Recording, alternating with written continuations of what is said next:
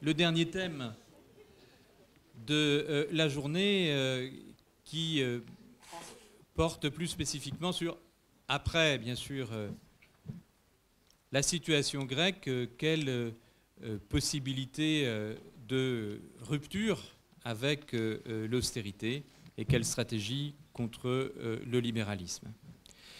Je vais passer la parole tout de suite à Marie-Noëlle Lienemann, mais juste un mot pour vous dire tout de même que vous aurez été, comme moi, frappé par cette certitude absolue qu'il n'existe qu'une solution économique possible, cette certitude obscène. Je crois que c'est Flaubert qui parlait de cette obscène certitude qui démolit les vies. Et c'est vrai qu'il faudrait à un moment donné revenir sur qui produit cette politique et d'où leur vient cette certitude. Leur vient cette certitude certainement de l'entre-soi dans lequel ils vivent cette noblesse libérale d'État neuve, et des va-et-vient entre le privé et le public qui accélèrent leur carrière et qui deviennent la forme standard d'une carrière excellente. Je terminerai juste par vous faire part, comme moi, peut-être avez-vous été choqué de ce que vient de dire Laurence Boone, ex-conseillère économique à l'Élysée d'Hollande, après avoir quitté la Bank of America. Elle vient de quitter donc l'Élysée en indiquant qu'on ne pouvait pas refuser l'offre que lui faisait AXA, et en indiquant à quel point cela était conforme à l'image qu'elle se fait de la circulation nécessaire entre privé et public, car autrement, on se sclérose. Tout est dit. Et ça nous indique à quel point il faut maintenant faire force commune, à quel point il faut maintenant se retrouver, à quel point, d'abord, en préalable, il faut maintenant échanger. Et je passe la parole tout de suite à Marie-Noëlle Lienemann, qui a pour avantage et peut-être pour difficulté d'être, par rapport aux austéritaires du Parti socialiste, à la fois contre, mais aussi tout contre. Merci Willy, chers amis, merci de votre invitation. Je ne suis pas sûre d'ailleurs que mes camarades pensent que je suis vraiment tout contre au sein de leur parti. Mais néanmoins, oui, j'assume, je suis socialiste, membre du Parti socialiste, et je n'ai pas l'intention de le quitter. Par contre, je n'ai pas non plus l'intention de faire que le socialisme français se dévoie comme une partie de la social-démocratie européenne l'a déjà fait, et comme, hélas, un certain nombre de signes alarmants dans la pratique gouvernementale pourraient le laisser croire. Je crois qu'il faut tenir haut et fort le flambeau du socialisme démocratique dans ce pays, sa tradition et, je l'espère, son avenir. Donc, voilà. À partir de là, je pense qu'en effet, la question européenne est une question majeure, et l'opposition à l'austérité et définir une stratégie européenne et française contre l'austérité libérale imposée par les modes actuels de la construction européenne est vitale. Je rappelle d'ailleurs, et je le rappelle à mes camarades comme aux autres, c'est que nous avons été quand même élus avec quelque part une part de ce mandat. Je dis une part parce que je ne suis pas sûre que l'ensemble de ce que nous préconisons était souhaité et partagé par les Français, mais il y avait au moins une réalité. Nous avions explicitement écrit dans notre programme que nous renégocierions le traité dit TSCG et que la stratégie que nous devions promouvoir était une stratégie qui soutienne la croissance au niveau européen. Et donc, à partir de là, nous n'avons fait ni la renégociation du traité et nous n'avons en rien engagé une vraie stratégie de croissance européenne. Donc, il faut le rappeler parce que la légitimité de la recherche d'une politique alternative réformiste à l'union économique et monétaire actuelle était quelque part le mandat que nous avions du peuple français. En tout cas, c'était des engagements pris devant eux. Et nous sommes aujourd'hui toujours devant cette question.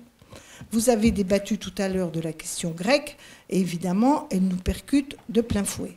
parce qu'elle pose la question centrale. Un peuple refuse une stratégie et il se trouve amené à finalement devoir, ou il assume de devoir s'y mouler. Donc c'est évidemment un coup terrible dans la crédibilité que chaque nation, chaque peuple peut par lui-même desserrer le carcan, desserrer l'étau dans lequel on nous a enfermés. Alors moi, je voudrais d'abord combattre cette idée. Je ne suis pas là pour dire ce qu'aurait dû faire le peuple grec et Tsipras. Je vois bien les difficultés dans lesquelles il était et le rapport de force économique, sociale et monétaire, enfin économique et monétaire, dans lequel la Grèce se trouvait.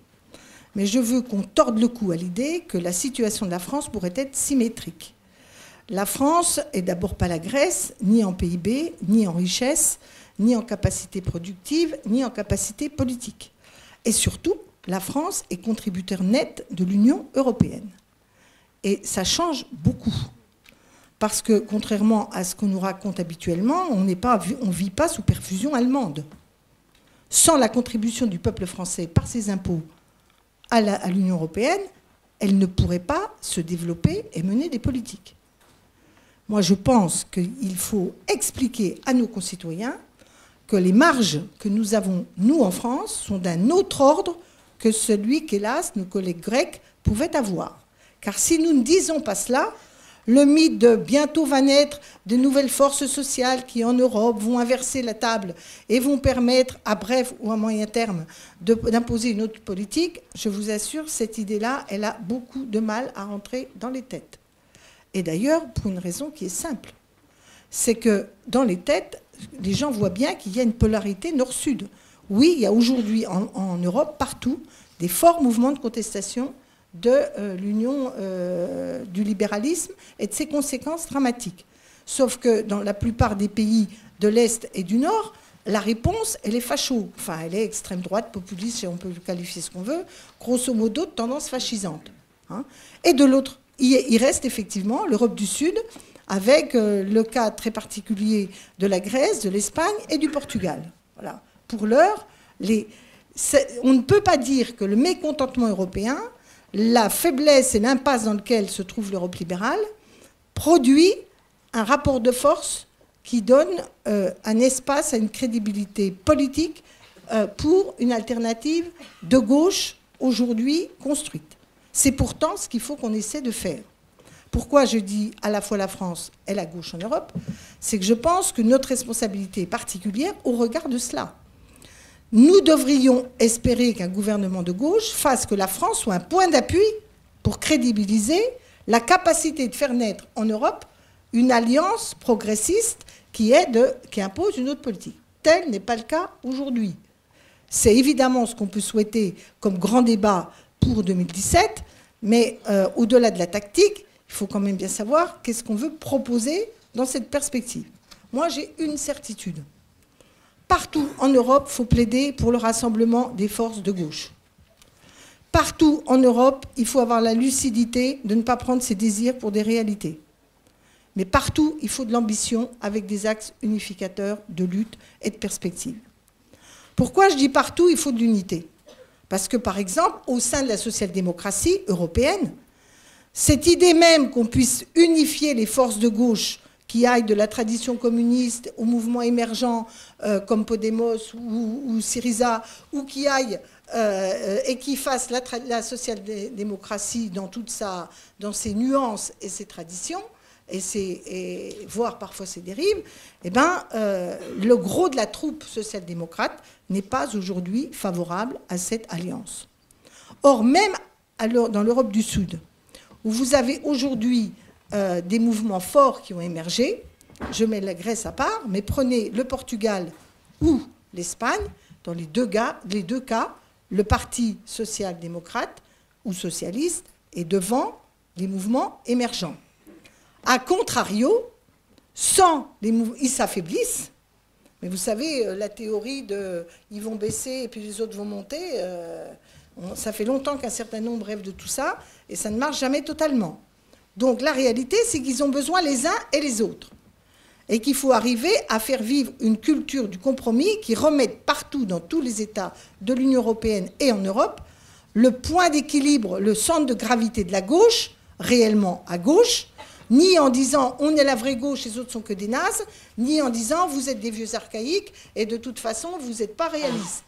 Il faut essayer de retrouver un centre de gravité qui rassemble toute la gauche, qui soit raisonnablement dans une gauche réformiste et d'un réformisme radical, parce que la situation impose des propositions plus radicales que par le passé au regard de la gravité de la situation.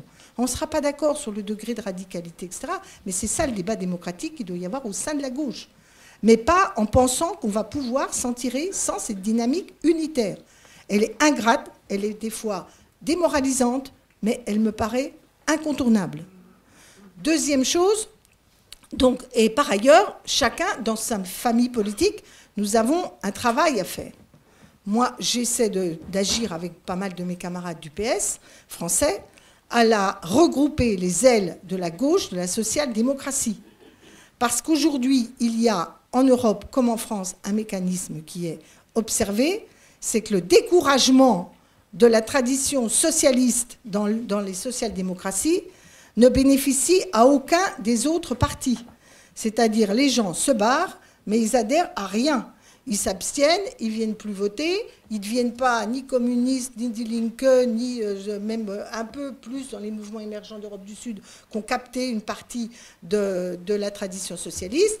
Mais le gros de la troupe, eh ben, elle se dilue, elle s'individualise. Au mieux, elle se mobilise dans des combats locaux avec des pratiques alternatives qui se développent, mais ne construisent plus un poids politique pour réorienter la tradition socialiste et social-démocrate. Donc nous essayons avec, par exemple, les amis de DL 21 en Allemagne de Deutsche Linke 21, qui est l'aile gauche du Parti social-démocrate allemand. Nous essayons avec une partie des camarades portugais et espagnols et des Italiens, alors c'est compliqué parce qu'on ne sait même plus dans quel parti se trouvent les uns et les autres, nous essayons de constituer une aile gauche de la social-démocratie qui a double fil conducteur. Premièrement, l'unité des forces de gauche et pas la dérive au centre. Et deux, de construire une alternative sur du contenu. Et là, c'est déjà plus compliqué, parce que sur le contenu économico-social, il ne faut pas croire, indépendamment de la social-démocratie, les cultures entre États, fait que, par exemple, nous, on a une tradition étatiste forte, tandis que d'autres n'ont pas du tout cette tradition. Donc, il faut arriver à travailler à cela. Maintenant, tout ça est du très long terme. Et l'urgence sociale est au rendez-vous. Et si nous n'arrivons pas à mener des batailles immédiates qui donnent un peu de sens au fait qu'il y a une autre stratégie possible en Europe, eh ben, les nationalistes prendront le dessus, finiront par gagner. Donc, quels pourraient être aujourd'hui les points clés qui pourraient nous permettre d'essayer de peser dans ce nouveau rapport de force européen? Il y a des batailles communes, il y a des initiatives françaises, et il y a un combat politico-culturel indispensable. Des initiatives communes. Alors, il y a évidemment la mobilisation contre TAFTA, le traité transatlantique, et qui va venir plus rapidement encore, la ratification du traité de libre-échange européen. Parce que la contestation du libre-échange généralisé est un des points clés de l'unification des forces de gauche en Europe. Donc la contestation de TAFTA, tout ça, c'est important. C'est en route, mais c'est peu réalisé au niveau européen de façon visible. Donc, il faudrait voir aussi que les syndicats, peut-être, aient des manifestations, alors, on est en train de rédiger chez les sociodémocrates un texte entre les gauches des sociodémocrates contre TAFTA pour essayer de commencer à faire monter le fait qu'il y a des convergences européennes évidentes sur ce point. Moi, je vois un deuxième sujet, parce que celui-là, il est plus grand public. Il est moins traditionnellement, comment dire, il donne moins le sentiment d'être dans la défense de sujets qu'on a déjà traditionnellement très fortement impliqués, et pourtant il est fondamental. C'est la question de la taxation des grandes multinationales. C'est la question fiscale de Google, les GAFA là, et les grandes multinationales. On ne peut plus accepter qu'en Europe, on soit en situation de se faire vider les poches par ces grandes multinationales qui privent les États de moyens pour la solidarité, pour le développement et pour les infrastructures. Et là, je pense qu'on pourrait mener une campagne très forte de l'ensemble des forces européennes, avec l'idée que non seulement protester, c'est pas beau, LuxLeaks et tout ça, mais c'est exiger une taxation dans tous les pays qui soit du même ordre et des coopérations européennes pour imposer que cette taxation soit efficace. À défaut de pouvoir le faire entre tout le monde, pour le coup les Anglais ont fait des choses, il me semble qu'on pourrait proposer des coopérations renforcées, Allemagne, France, etc. Le Luxembourg va résister, certes, mais enfin, au bout d'un moment, s'il y a quand même une capacité des grands États membres à se mobiliser pour dire « rendez-nous notre argent et ce n'est pas my money back de Mme Thatcher », c'est le fric que nous prennent ces multinationales qui s'enrichissent chez nous et qui prélèvent des profits indus. Je pense que je fais ces deux suggestions. Je ne crois pas qu'elles limitent tout le champ, mais elles sont des éléments déterminants pour remettre en mouvement, autour d'axes unificateurs en Europe, les gauches, les syndicats et ceux qui souhaitent qu'il y ait du progrès social dans ce continent européen. Parce que sinon, on nous met en opposition en permanence, les Français contre les Allemands et machin. Pour le coup, il y a quand même des oppositions nationales. Et je pense qu'il y a d'autres sujets sur lesquels la France doit immédiatement mettre des actes qui pourraient être des actes qui sont à la fois de rupture par rapport à ce qui se passe et qui sont d'intérêt européen. Même si, vous allez le voir, les solidarités ne sont pas toujours spontanées. Je prends l'exemple des travailleurs détachés. Je pense que si nous ne sommes pas capables, ou faire des grands colloques sur une autre politique, il ne faut pas l'austérité, la macroéconomique, il faut le faire. Il faut le faire. Mais moi, je plaide pour qu'il y ait aujourd'hui des mises en mouvement des peuples européens autour d'axes qui essaient de montrer que le rapport de force peut changer et sur lequel on essaie de gagner. Je prends l'exemple des travailleurs détachés. On nous refait de la moulinette, on va revisiter la directive des travailleurs détachés, on la modifie, on la revoit, on machin. Demain, on rase gratis. La réalité, c'est qu'il y a du dumping social, font la caisse à l'intérieur de l'Union européenne. Je termine. Et donc, à partir de là, je fais une proposition simple. D'abord, un chiffre. Il y a environ 350 000 travailleurs détachés en France, c'est l'équivalent de tous les contrats aidés qu'on paye dans le pays. D'accord ? Je ne dis pas qu'il faut supprimer les contrats aidés, mais ça montre l'ampleur quand même de l'affaire. Ça fait tous les ans, on nous dit on régule mieux, il y en a de plus en plus, tous les calculs qui sont faits et qui le montrent, même les calculs officiels.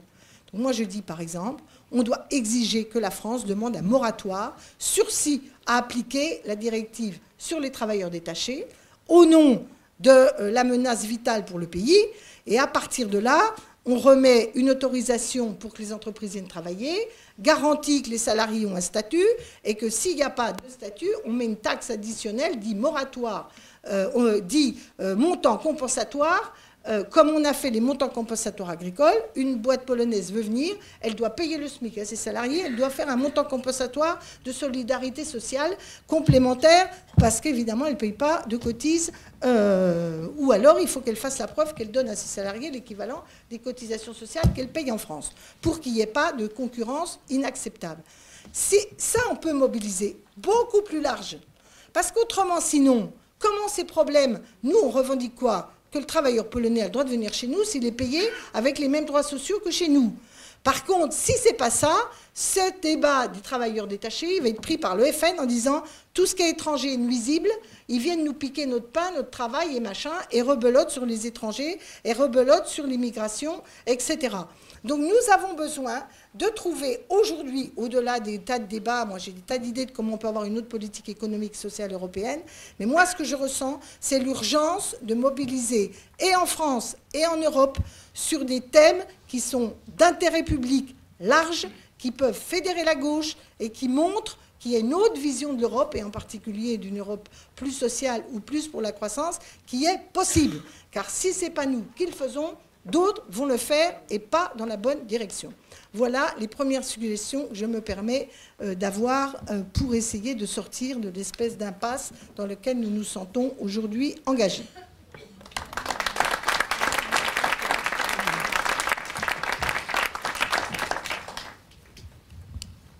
Merci beaucoup, Marie-Noëlle.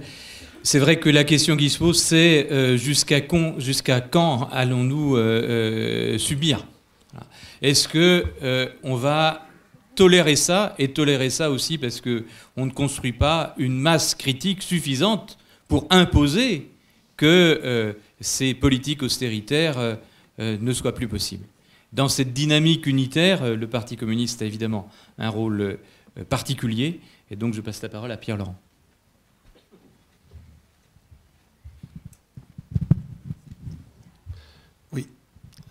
Oui, donc je vais tenter à mon tour quelques remarques brèves. Tu viens de parler des responsabilités du Parti communiste.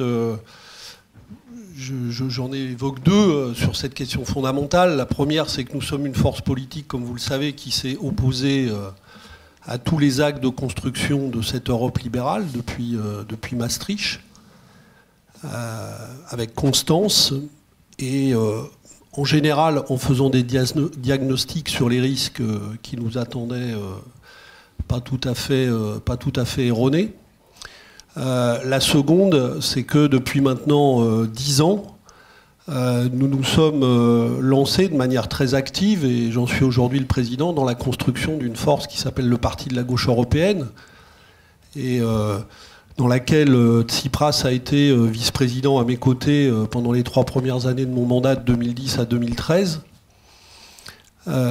et qui tente cette force, avec en convergence si possible avec le maximum d'autres, à construire des espaces de convergence pour briser justement ces carcans et ces dogmes libéraux dans l'Union européenne. Évidemment, pour une force comme la nôtre, ce qui s'est passé l'an dernier en Grèce est de première importance à tout point de vue. Et la victoire et l'échec de juillet et la situation d'aujourd'hui, mais j'en dirai un mot. Et tirer les leçons de ça pour voir comment on poursuit le combat est évidemment essentiel. La première remarque que je voudrais faire, c'est qu'il y a 2 manières de regarder l'année écoulée. Il y en a une qui est un peu, si j'ai bien compris, mais ce n'est pas une remarque polémique, celle qui a un peu dominé la thématique de cette journée, qui est de considérer que la marque principale de l'année 2015 est l'échec du 13 juillet 2015, et que peut-être, en tout cas c'est une question qui est devant nous, face à cet échec, la page de cette expérience étant tournée, il faut maintenant essayer d'inventer de nouvelles pages. Il y a une deuxième manière de voir l'année 2015, c'est celle où, pour la première fois en Europe, successivement, il vient de se passer ce qui s'est passé en Grèce, la victoire de Corbyn au Parti travailliste, ce qui vient de se passer au Portugal et ce qui s'est passé en Espagne. Ce qui en fait, dans une tendance générale qui est celle d'un rapport de force qui a tendance à se dégrader pour les forces progressistes européennes, avec la montée, non seulement avec l'emprise libérale sur l'Union européenne, mais avec la montée de réponses populistes et d'extrême droite de plus en plus dangereuses dans toute l'Europe. Donc, évidemment, je n'ignore pas le rapport de force défavorable, mais je disais ce deuxième regard parce que ça fait de l'année 2015 une année singulière, et je pourrais dire, à part ce qui s'est passé au moment de la victoire des non dans plusieurs pays, dont la France en 2005, c'est la première année où un tel mouvement politique, et pas dans un seul pays, commence à marquer des points significatifs. Alors évidemment, je conclus sur cette première remarque. Vous allez me dire, l'année 2015, c'est les deux à la fois. Et évidemment, c'est à la fois la montée de cette expérience et de son échec, et à la fois ce que je viens de dire sur ces expériences nouvelles. Mais ça me paraît important de regarder les deux à la fois, et j'en dirai un mot en conclusion, parce que je pense que si on ignore la question des processus, et à mon avis des processus de longue durée pour s'émanciper des logiques actuelles, je pense qu'on ne peut pas penser grand-chose de valable pour construire des luttes pertinentes et des luttes politiques pertinentes. Et donc je pense qu'effectivement, il y a deux manières, pour conclure là-dessus. Soit on y voit la fin d'une expérience, soit on voit que nous sommes au début d'une phase nouvelle de combat pour tenter d'acquérir des positions contre les positions ultra-dominantes et même totalement hégémoniques jusque-là des libéraux sur la construction européenne. Alors, sur l'accord du 13 juillet, c'était évident que c'est un accord d'une violence inouïe, qui a même, ça a été dit, et je crois qu'on partage tous cette idée, qui a endossé un caractère punitif à la mesure du rapport de force qu'avait essayé de construire en face le Syriza. Il s'est donc agi pour les forces dominantes de briser dans l'œuf, de la manière la plus violente et la plus spectaculaire possible, quitte à endosser ce qu'a fait Schäuble sans aucun état d'âme, le visage le plus brutal et le plus antidémocratique possible de l'Union européenne, mais il fallait briser absolument cette tentative. Donc l'accord est violent, c'est évident, et il traduit dans ce moment-là une exacerbation extrême et violente du niveau de lutte des classes dans l'Union européenne. Est-ce qu'il signifie la fin d'une expérience ? Personnellement, je ne le pense pas. Je sais que ça fait partie de notre débat à tous. Et je pense que nous devrions continuer à porter avec la même rigueur et la même attention que nous l'avons fait dans les 6 premiers mois de 2015, notre attention à l'évolution de la situation en Grèce, en développant dans la durée un effort de suivi et de solidarité sur ça. Et peut-être que si nous cherchons à avoir du recul par rapport au mainstream médiatique, nous ne sommes peut-être pas obligés de vivre au rythme du yo-yo médiatique, c'est-à-dire avoir tous, là je parle des militants, les yeux braqués sur la Grèce quand tout le monde en parle, et à ignorer dès lors tout ce qui s'y passe à partir du moment où les médias en ont détourné le regard. Donc je pense que nous devrions, au contraire, continuer à entretenir ça. Donc je crois que ce n'est pas la fin d'une expérience, et je sais que c'est un débat, et moi je me trouve dans la situation singulière, comme vous le savez peut-être, certains, d'avoir fait partie, au moment de l'accord du 13 juillet, voté contre l'accord qui était imposé à la Grèce avec tous les parlementaires de notre sensibilité politique au Parlement, et d'avoir continué à ce moment-là, de ne pas avoir participé à ce que, disons, à l'enterrement de Syriza, l'enterrement politique, je parle, c'est-à-dire ceux qui jetaient une poignée de sable sur le cercueil en se disant qu'il fallait maintenant passer à autre chose. Et j'ai continué et je continue le dialogue politique avec Syriza dans le PGE et au-delà, et je pense que c'est absolument nécessaire pour qui veut construire dans la durée du rapport de force. Deuxième remarque, je pense que nous sommes face à quelque chose qu'il faut penser, c'est que le système qui connaît une crise majeure, nous sommes face à une crise systémique du système capitaliste de domination et système capitaliste financier mondialisé, s'est transformé au fil des années, et j'ai envie de dire en Europe singulièrement depuis 2005, la crise économique et sociale s'est transformée en une crise politique et démocratique profonde. Et je dirais même qu'aujourd'hui, et la Grèce l'a montré avec un total éclat, la crise économique et la crise politique et démocratique sont désormais une seule et même crise du système. Et si nous voulons trouver des issues, nous sommes obligés, nous devons hisser le niveau de rapport de force sur ces deux questions. Donc il faut trouver des leviers de bataille contre les logiques financières et économiques qu'on nous impose pour réduire toutes les marges possibles de progrès social. Nous avons publié au Parti de la gauche européenne à l'automne un plan d'action contre la domination des marchés financiers qui tente de réfléchir à ce qui s'est passé pour continuer à avancer des pistes d'action qui puissent être des pistes d'action partagées par les forces démocratiques et les forces du monde du travail en Europe. évidemment la question de la dette qui doit rester une bataille majeure. Et je pense qu'il faut continuer à plaider pour une conférence européenne de la dette.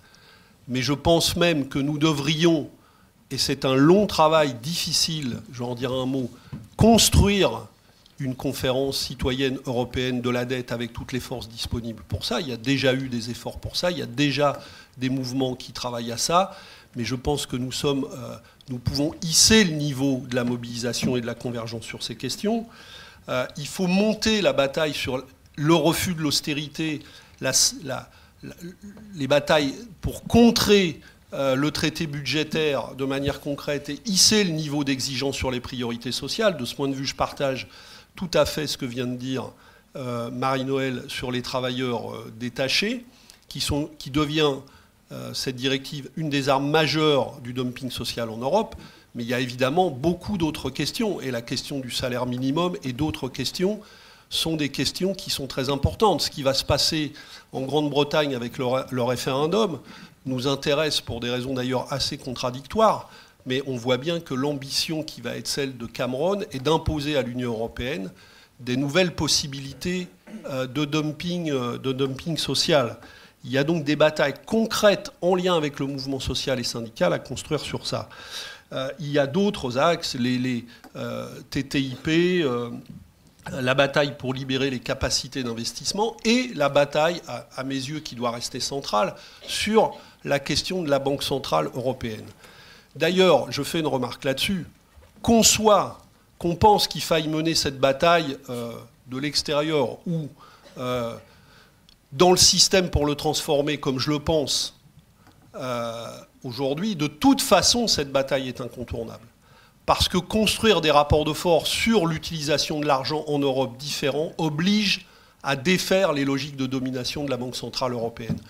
Et on ne peut pas laisser impunément la Banque centrale européenne continuer à injecter, ce qui est un gâchis financier phénoménal, 60 milliards d'euros mensuellement dans la machine économique en se disant que nous n'avons pas les uns et les autres à intervenir sur l'utilisation de cet argent sans critères.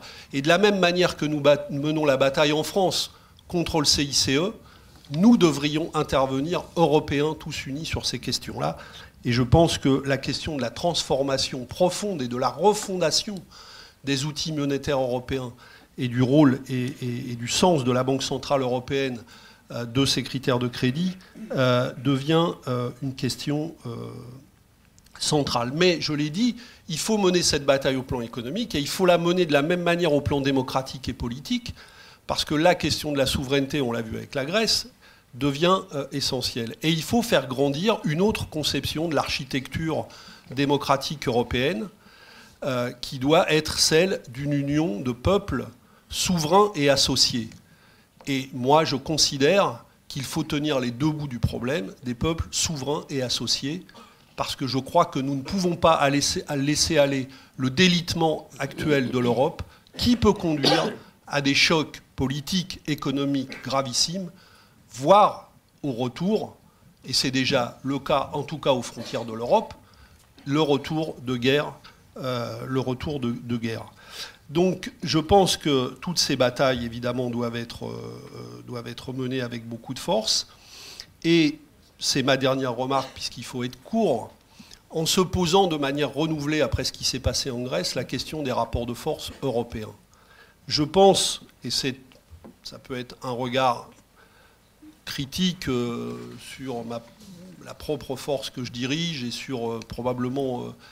mais je pense que beaucoup de forces européennes progressistes peuvent évidemment se poser cette question.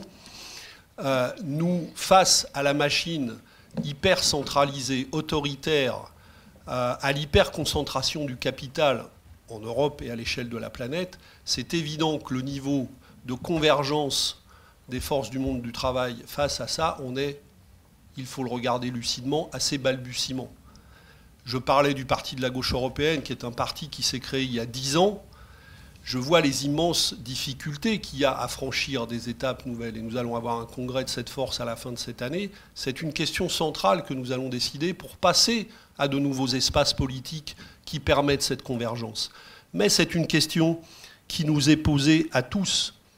Unir dans la durée en intégrant dans cette unité les débats qui vont traverser ces forces, parce que ces débats seront inévitables et dangereux, et intégrer le fait que nous sommes face à l'exigence de construire des processus dans la durée. Et s'il y a eu une illusion à propos de ce qui s'est passé en Grèce, et peut-être même dans le gouvernement grec lui-même, bon, mais moi je ne suis pas là pour donner des leçons à qui que ce soit, et je dialogue avec ça, c'est effectivement la surestimation du rapport de force créé par la victoire électorale de Syriza dans un paysage qui était un paysage de mobilisation généralisée et unifiée des forces pour les briser. Et cette question, évidemment, les concerne, mais elle nous concerne tous, parce que nous savons que toute tentative qui va chercher à s'émanciper sera face au même front. Et ce qui se passe au Portugal, et qui doit tous nous intéresser, même si ça ne correspond pas à ce qui se passe en Espagne, mais je pense qu'il se passe au Portugal, parce qu'à chaque fois, on voit surgir des schémas politiques qui ne sont pas forcément les uns et les autres ceux que nous imaginions. Au Portugal, un gouvernement socialiste, et donc pas de grande coalition, soutenu par deux forces, quand on les connaît, assez différentes, le Parti communiste portugais et le Bloco, un soutien critique parlementaire, mais qui fait par exemple que le Portugal, personne ne parle de ça en France, va discuter dans les prochaines semaines de la question des 35 heures au Parlement portugais. Dans le paysage européen, ça mérite quand même d'y porter un peu d'attention. Donc on voit bien que nous sommes devant des processus politiques qui vont tous être extrêmement fragiles et dont nous devons nous montrer solidaires. Ça ne veut pas dire qu'il faut les approuver en bloc, mais dont nous devons nous montrer solidaires dans la durée. Et moi, je crois à la nécessité de construire des espaces politiques larges à l'échelle européenne qui fassent converger toutes les forces critiques qui cherchent à sortir de ça, quel que soit leur débat, pour s'épauler les unes les autres, à la fois dans les recherches politiques à conduire et dans les rapports de force à créer.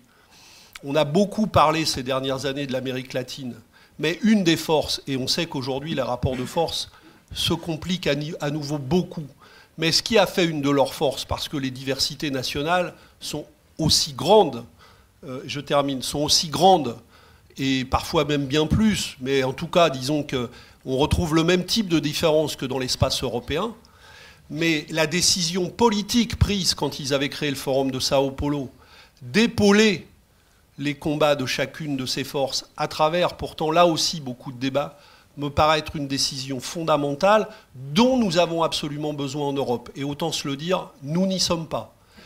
Et la manière dont parfois s'est mené le débat dans les 6 derniers mois sur la Grèce me fait même penser que nous avons beaucoup de progrès à faire. Parce que si devant la première difficulté rencontrée par le seul gouvernement qui ait réussi à tenter une expérience, la première question qui nous traverse est de savoir qui est pour et qui est contre, qui est travailler avec eux ou pas, je pense que nous sommes mal barrés, pour le dire comme ça. Je pense donc qu'un des impératifs politiques que nous renvoie l'expérience grecque est celui de la nécessité d'inscrire et le besoin de rapports de force politiques, sociaux, européens élevés, et pour les conduire dans la durée, de savoir travailler à cette convergence en intégrant les débats qui vont traverser l'espace politique convergent des forces démocratiques en Europe. Merci.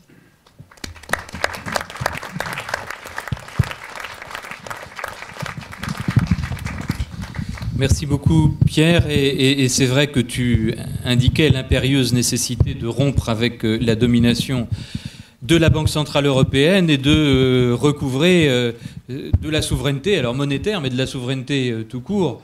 C'est pourquoi entendre Frédéric Lordon va être, à mon avis, très stimulant. D'autant que je considère pour ma part que, et je tiens à remercier tout particulièrement Frédéric d'être avec nous aujourd'hui, parce que je considère pour ma part que Pierre Bourdieu disait qu'il faut rompre, bien sûr, vieille leçon sociologique avec les sens communs, pas simplement le sens commun libéral, mais aussi le sens commun militant classique, les recettes attendues, Bien. Je crois que sous ce rapport, depuis la disparition de Bourdieu, l'œuvre de Frédéric Lordon est tout à fait stimulante. Oh, c'est vraiment gentil, mais... Non, c'est vrai. Non, mais il faut pas... Et j'invite aussi tout le monde à lire son dernier opus, hein, Imperium, qui vient de sortir, parce que j'y suis et j'y reste. Bon, il faut pas me remercier par avance. Je vais faire le convive désagréable. Vous savez, il en faut un dans toutes les réunions familiales. Alors, 15 minutes, hein, c'est ça, c'est la règle, n'est-ce pas? Et c'est tellement court, alors qu'il y a tellement à dire. Il y aura forcément des angles morts, hein, mais on aura la discussion après. Alors, c'est tellement court... C'est tellement court, à plus forte raison, dans la position minoritaire qui est la mienne ici. La Fondation Copernic, que je remercie pour son invitation, tient avec une grande constance une position qu'on peut appeler de manière tout à fait neutre et non péjorative, alter-européiste. J'entends par là le projet qu'un autre euro soit possible. Et rien qu'à cette table, je suis seul de mon engeance. Je veux dire à ne pas y croire. J'en profite au passage, puisque l'occasion m'est donnée et qu'elle ne se reproduira probablement pas de sitôt. J'en profite pour dire à Pierre Laurent qu'il m'en excuse, que quand même, quand on en est à devoir s'y reprendre à 2 fois pour se convaincre de ne pas voter au Parlement français l'accord assassin de l'Eurogroupe de cet été, on n'est même plus dans l'alter-européisme, on est à la limite de l'européisme tout court, qui est cette religion semblable à celle de l'étalon or dans les années 30, et à laquelle ses fidèles étaient prêts à beaucoup sacrifier, tout peut-être. Et aujourd'hui, le destin du peuple grec, mais aussi celui de la gauche, dont on se demande bien quel type d'espérance elle pourrait nourrir derrière des organisations qui sont à un cheveu de ratifier des accords pareils.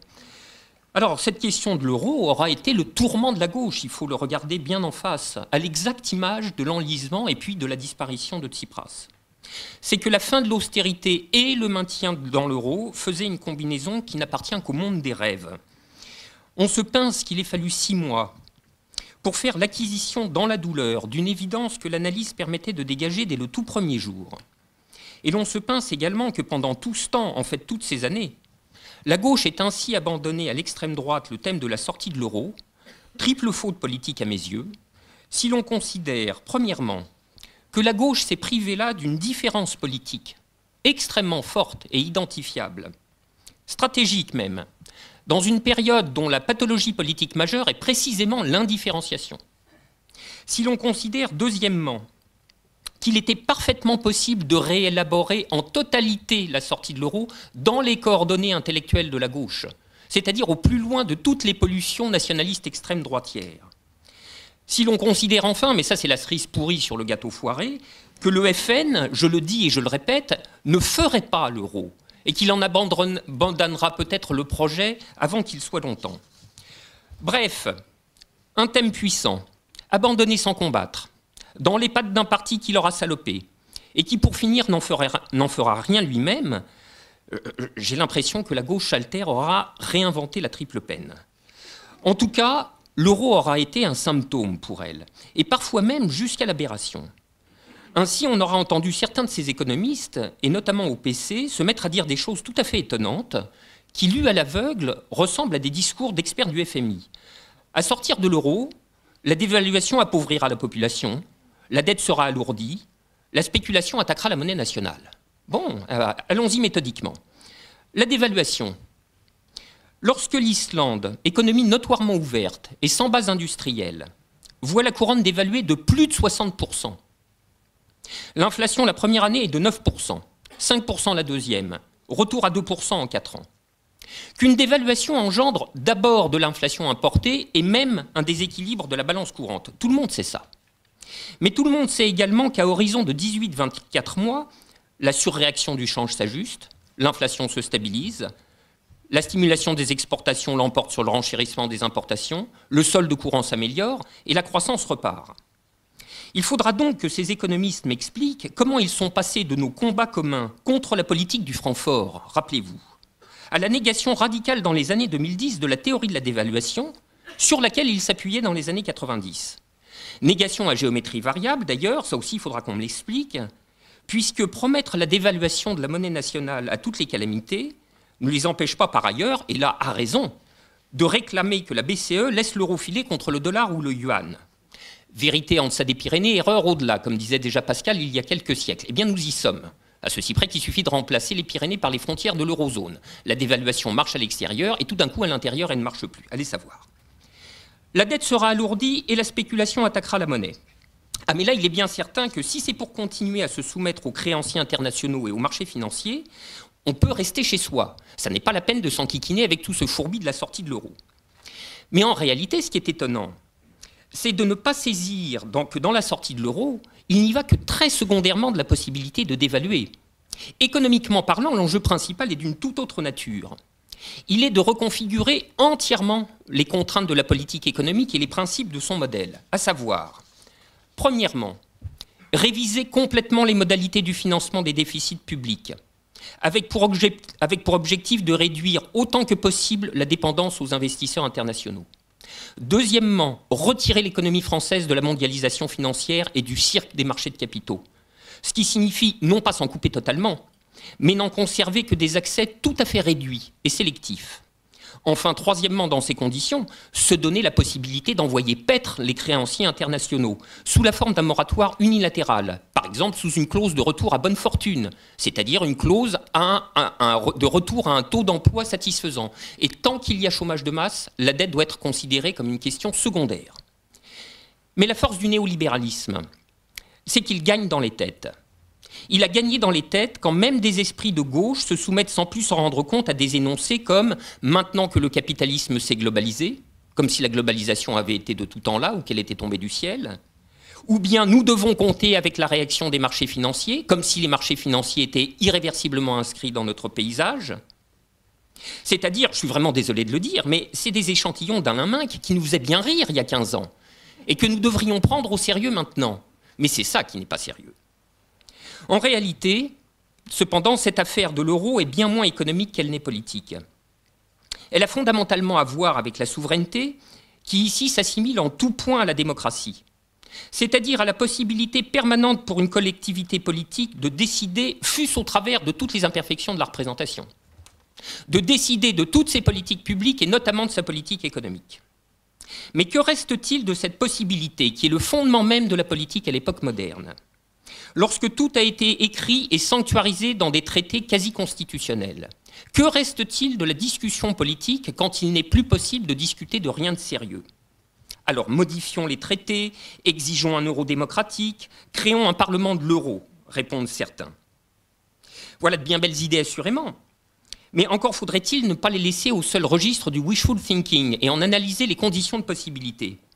Et pour ce faire, avoir le désir de penser la constitution réelle des communautés politiques, c'est-à-dire les rapports objectifs de compatibilité qui existent ou non entre les entités qu'on se propose de faire tenir ensemble, la possibilité de dépasser ou d'accommoder celle des incompatibilités qui existent, ou bien l'impossibilité à terme raisonnable de les réduire. Penser toutes ces conditions donc, c'est-à-dire ne pas les tenir pour des évidences, dont rien a priori ne garantit la satisfaction. Il y a même quelques solides raisons d'être un peu pessimiste, et l'une en particulier qui tient à l'Allemagne. Alors là, l'Allemagne, c'est l'autre lieu de grand affolement intellectuel. L'Allemagne dont il ne faut rien soulever, car c'est germanophobe. Dans la décidément longue série des inconséquences intellectuelles, il faudra qu'on m'explique aussi pourquoi certains n'ayant aucun problème, par exemple, à évoquer en toute bonne conscience le rapport trouble de la société américaine aux armes à feu sans se sentir du tout américanophobe, tiennent pour germanophobe d'interroger le rapport particulier de la société allemande à la monnaie. Une particularité qui a été analysée de très longue date par une économie politique hétérodoxe absolument insoupçonnable. Sauf dans l'esprit de quelques lecteurs trop inquiets, il y a aussi les mal intentionnés. Il est très possible d'analyser l'idiosyncrasie monétaire allemande sans le moins du monde tomber dans l'essentialisme ou quelque germanophobie que ce soit. Exactement de la même manière que symétriquement, les Allemands ne tomberaient dans aucune francophobie si la France avait eu le projet, par exemple, d'imposer à toute l'Europe, que sais-je, la laïcité ou l'État social, sa propre vision à elle. Et les Allemands viendraient à s'interroger sur le rapport spécial, en effet particulier, de la société française à la laïcité et à l'État social. Mais comme il est impossible de présenter ici cette analyse de l'idiosyncrasie monétaire allemande et de tous ces codicilles dont j'essaye en général de la sortir, je la ramène directement aux deux questions, mais absolument stratégiques, qui s'en déduisent au moment d'envisager un parlement de l'euro ou quelque euro démocratique.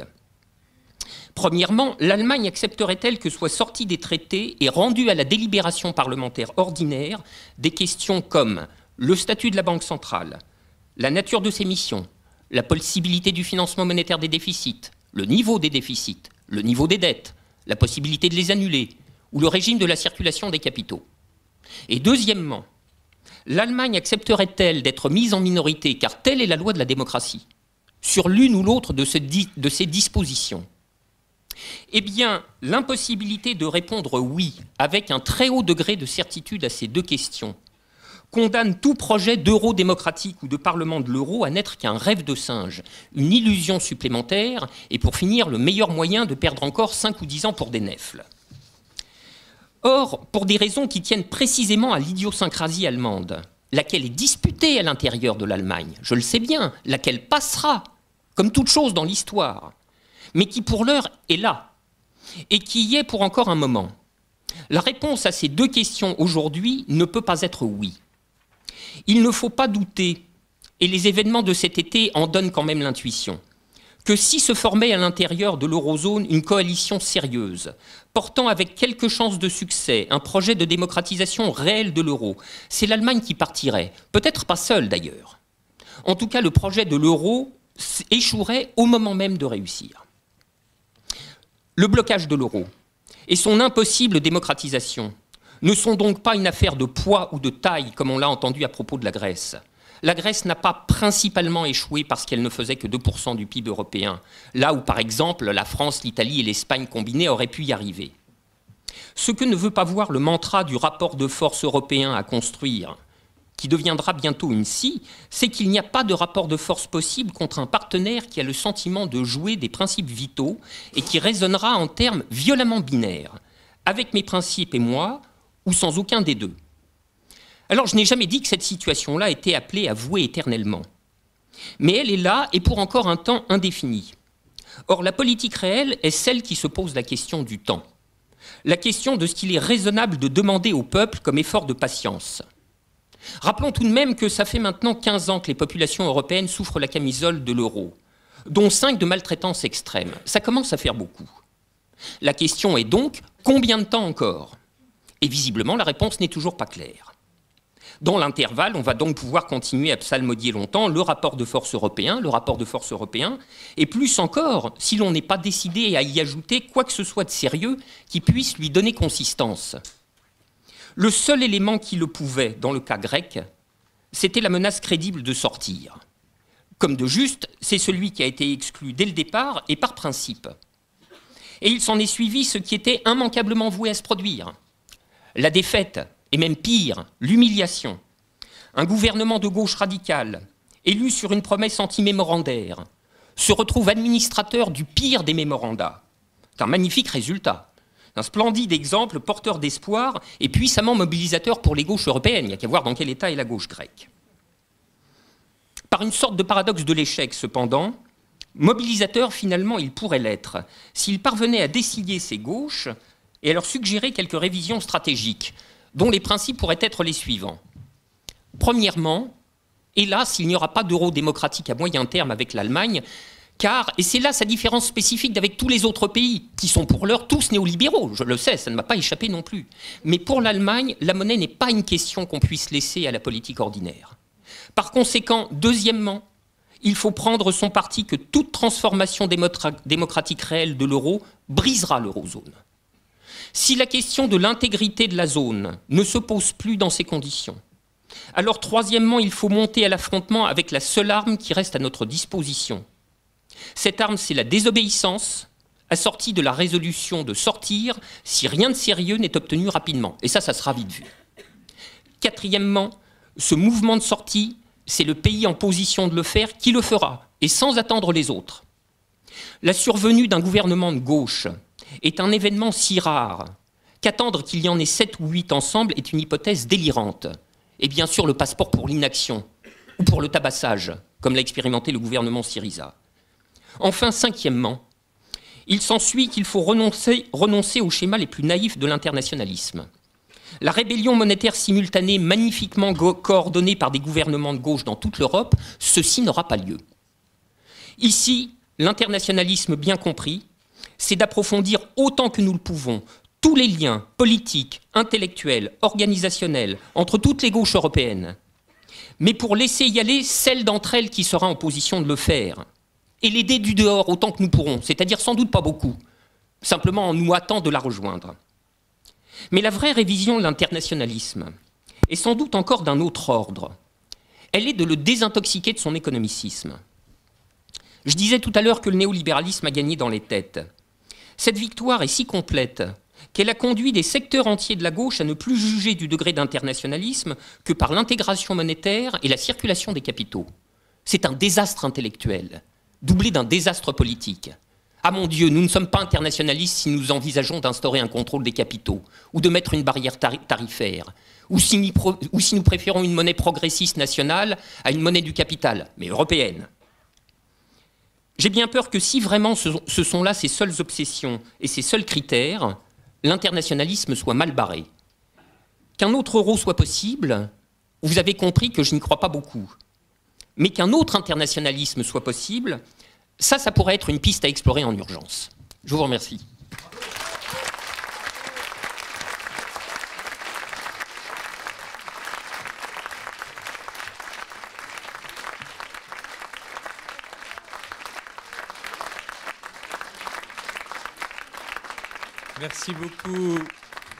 Merci beaucoup Frédéric. Et c'est vrai que il faut débattre et qu'aucune question ne doit être tabou et certainement pas celle que tout soulève. Alors on savait Pierre Khalfa alter. Est-il alter et européiste? Nous allons voir.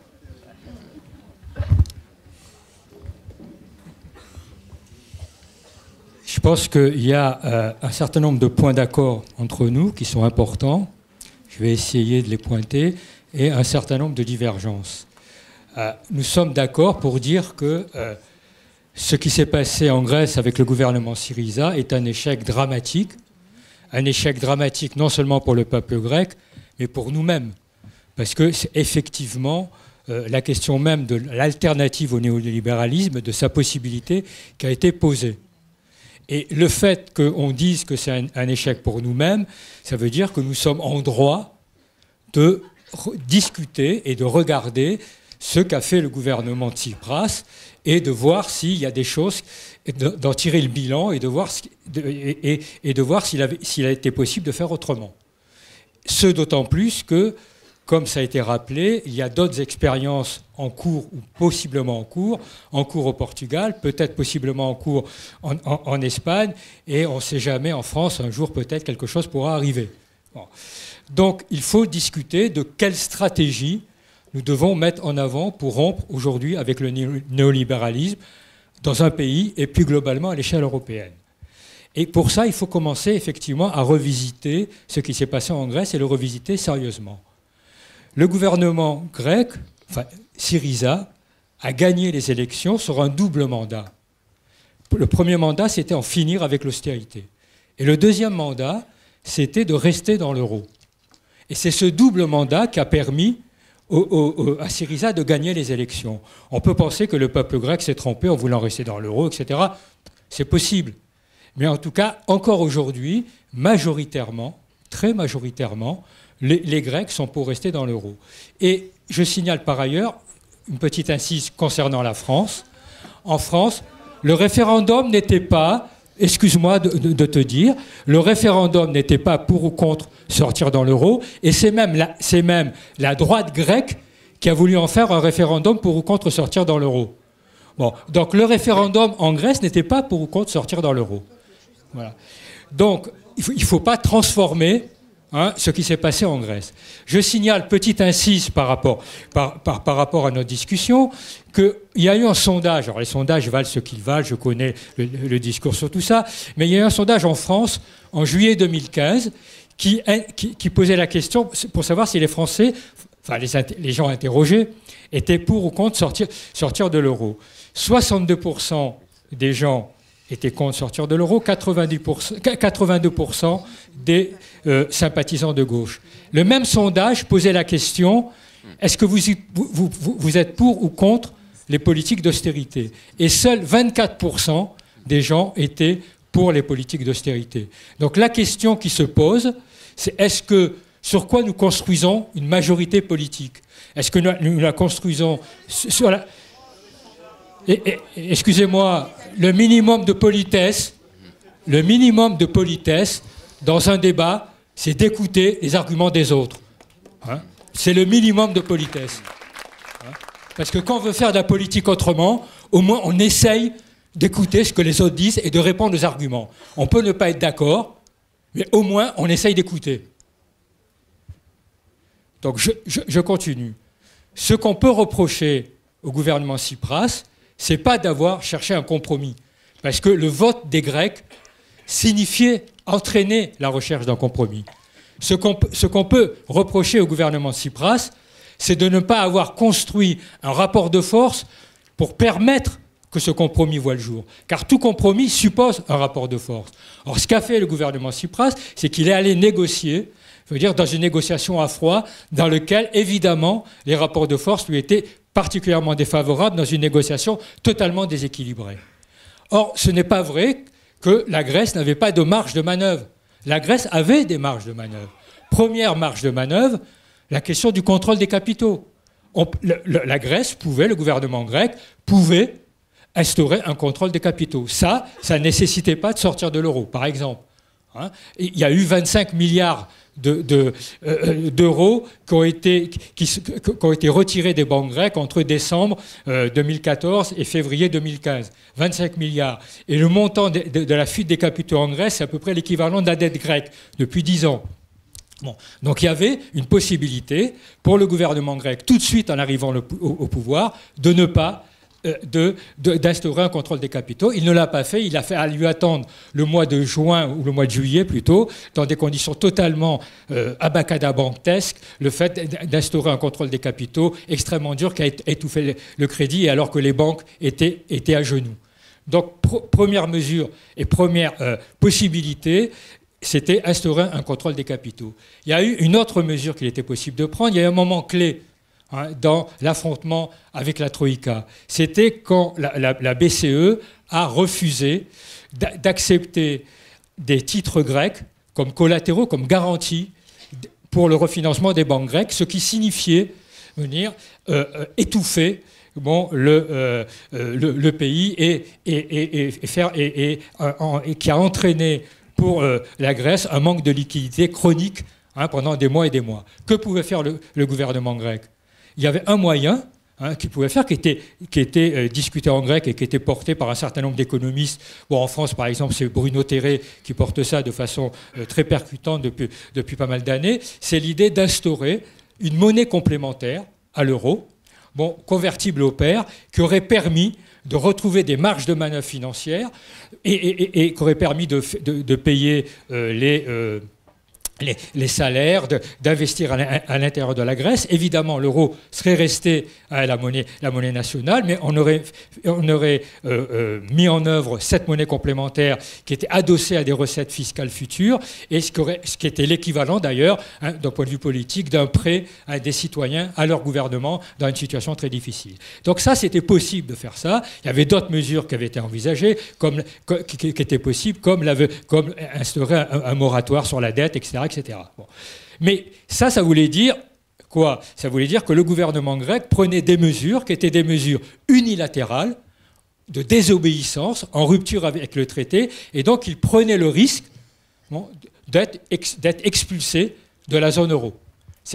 C'était ça, évidemment, la conséquence de ça. C'est-à-dire qu'on montait l'affrontement avec un risque qui était l'expulsion de la zone euro. Le gouvernement grec a refusé de prendre ces mesures parce qu'il avait peur d'être entraîné dans la logique de l'expulsion de la zone euro qui était brandie par l'Allemagne. Je dirais quelques mots sur l'Allemagne par rapport à ce qu'a dit Frédéric. Et donc, on va dire, il a de fait, rester dans l'euro est devenu un impératif absolu. Et donc, toutes les lignes rouges qu'il avait lui-même fixées ont disparu petit à petit dans la recherche désespérée d'un accord dont les autres ne voulaient évidemment pas. Ce qu'ils voulaient, c'était une capitulation en race campagne, une humiliation pour bien montrer qu'il était impossible d'avoir des politiques en rupture avec le néolibéralisme. Donc la leçon que nous devons tirer de cette affaire, c'est moins la question de la sortie de l'euro comme préalable à mener une politique de rupture avec le néolibéralisme, c'est qu'un gouvernement de gauche réel, hein, je ne parle pas des gouvernements sociolibéraux, mais d'un gouvernement de gauche réel, ne pourra mener une transformation,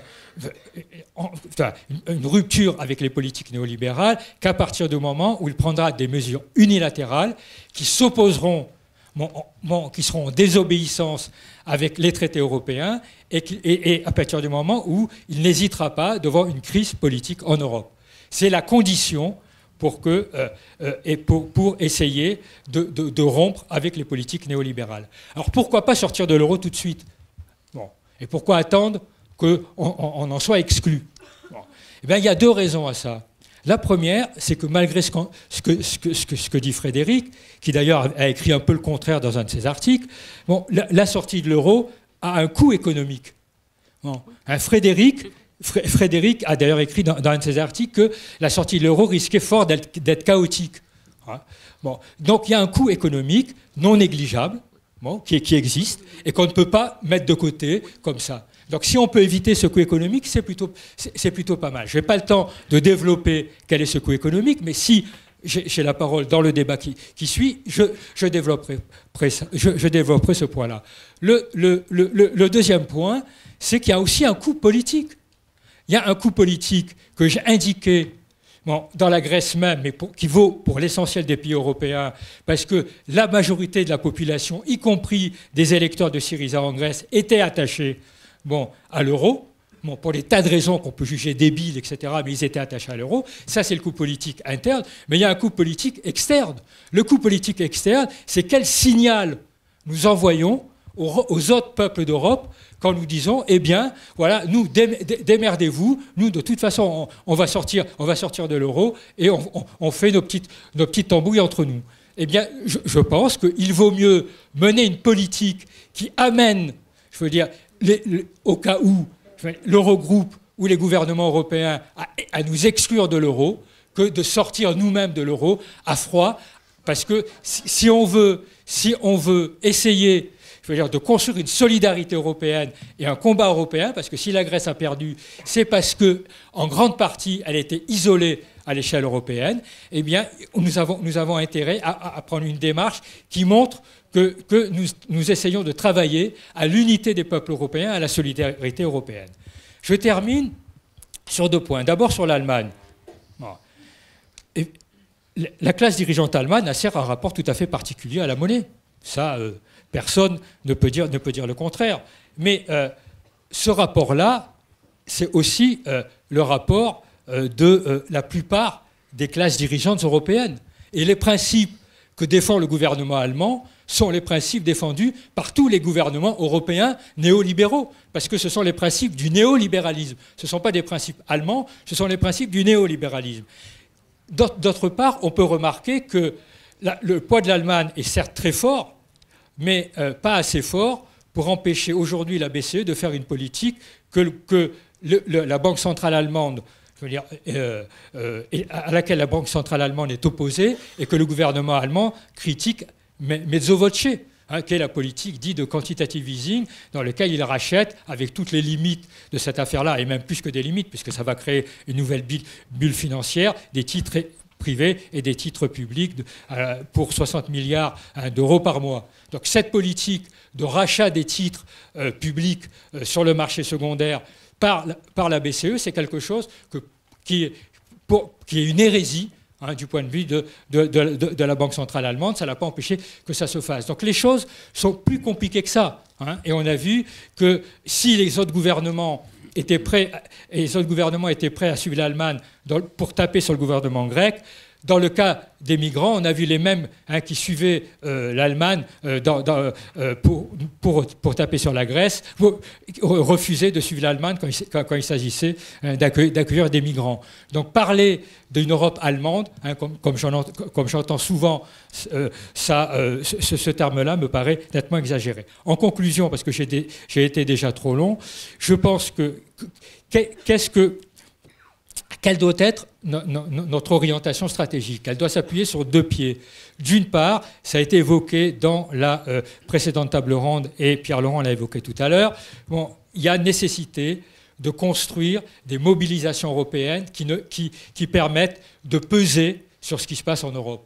Bon, c'est-à-dire, bon, il y a toute une liste de sujets qui ont été donnés, on peut en rajouter d'autres. Mais si on n'est pas capable de construire de façon pérenne des mobilisations à l'échelle européenne, c'est-à-dire là où se prennent des décisions majeures pour le peuple d'Europe, il y aura un problème pour la construction de rapports globaux, y compris au niveau national. Ce qu'on a vu d'ailleurs, par exemple, sur les tas de questions en France, notamment sur la question des retraites. Bon. Deuxième point, que devrait faire un gouvernement de gauche qui arriverait au pouvoir en France ou dans d'autres pays? Eh bien, il devrait prendre des mesures unilatérales de rupture avec les politiques néolibérales. Il devrait appliquer son programme en prenant le risque d'être expulsé de la zone euro, mais en entamant un bras de fer avec les institutions européennes. Mais ce bras de fer, personne ne peut savoir où il va mener. Il peut amener à sortir de l'euro, comme il peut amener à reconfigurer le champ politique européen, à avoir un éclatement de la zone euro. C'est-à-dire quand on engage un bras de fer, on ne sait jamais où cela peut aboutir. Je termine là-dessus en disant que le débat, pour moi, n'est pas est-ce qu'il faut sortir ou pas de l'euro, c'est est-ce qu'on fait de la sortie de l'euro la condition préalable à toute politique, à la rupture avec toute politique néolibérale. Je pense que faire de la sortie de l'euro la condition préalable à la mise en œuvre d'un programme de rupture avec le néolibéralisme ne peut être qu'un échec en point de vue politique, tant au niveau national qu'européen.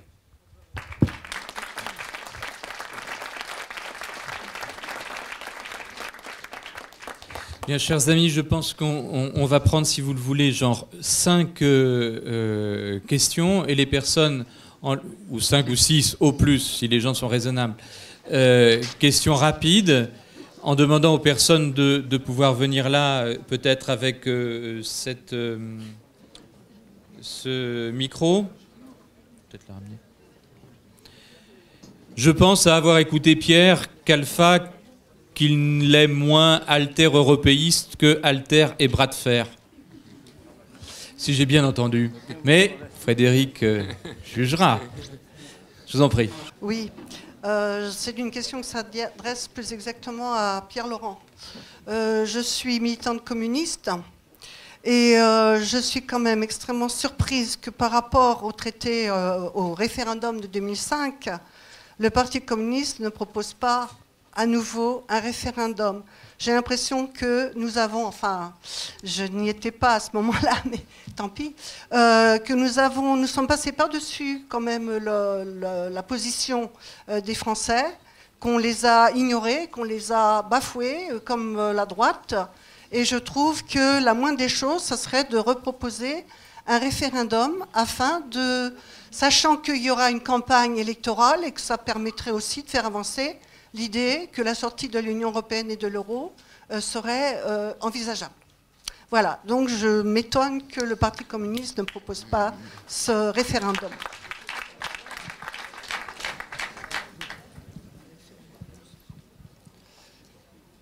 Bien, bonsoir.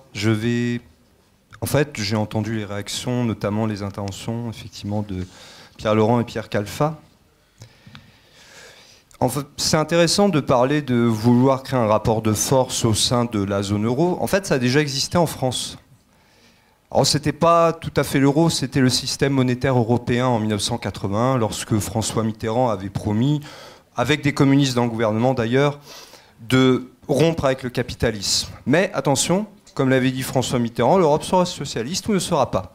On a vu le résultat. L'Europe ne sera pas socialiste, tout simplement. Et en fait, moi, ce qui m'étonne, j'ai le sentiment qu'il y a un problème de confusion des termes. Frédéric Lordon parlait tout à l'heure d'internationalisme. Et je souscris totalement à son analyse de ce point de vue-là. Moi, j'ai l'impression qu'il y a une confusion entre internationalisme et supranationalisme.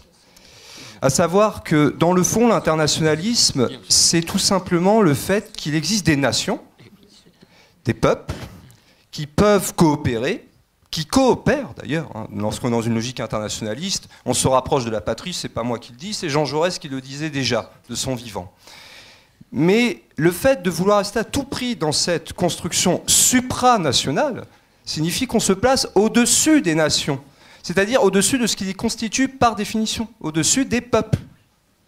Autrement dit, il est impossible dès lors, dans une construction supranationale, d'espérer avoir un contrôle populaire véritablement démocratique là-dessus. Et c'est pour ça que je considère qu'il ne faut pas oublier quand même que, puisqu'on parlait de souveraineté, la monnaie est un instrument de souveraineté nationale, donc de contrôle démocratique. La laisser finalement à une instance supranationale et qui plus est indépendante, c'est tout simplement abandonner, par définition, la souveraineté populaire démocratique.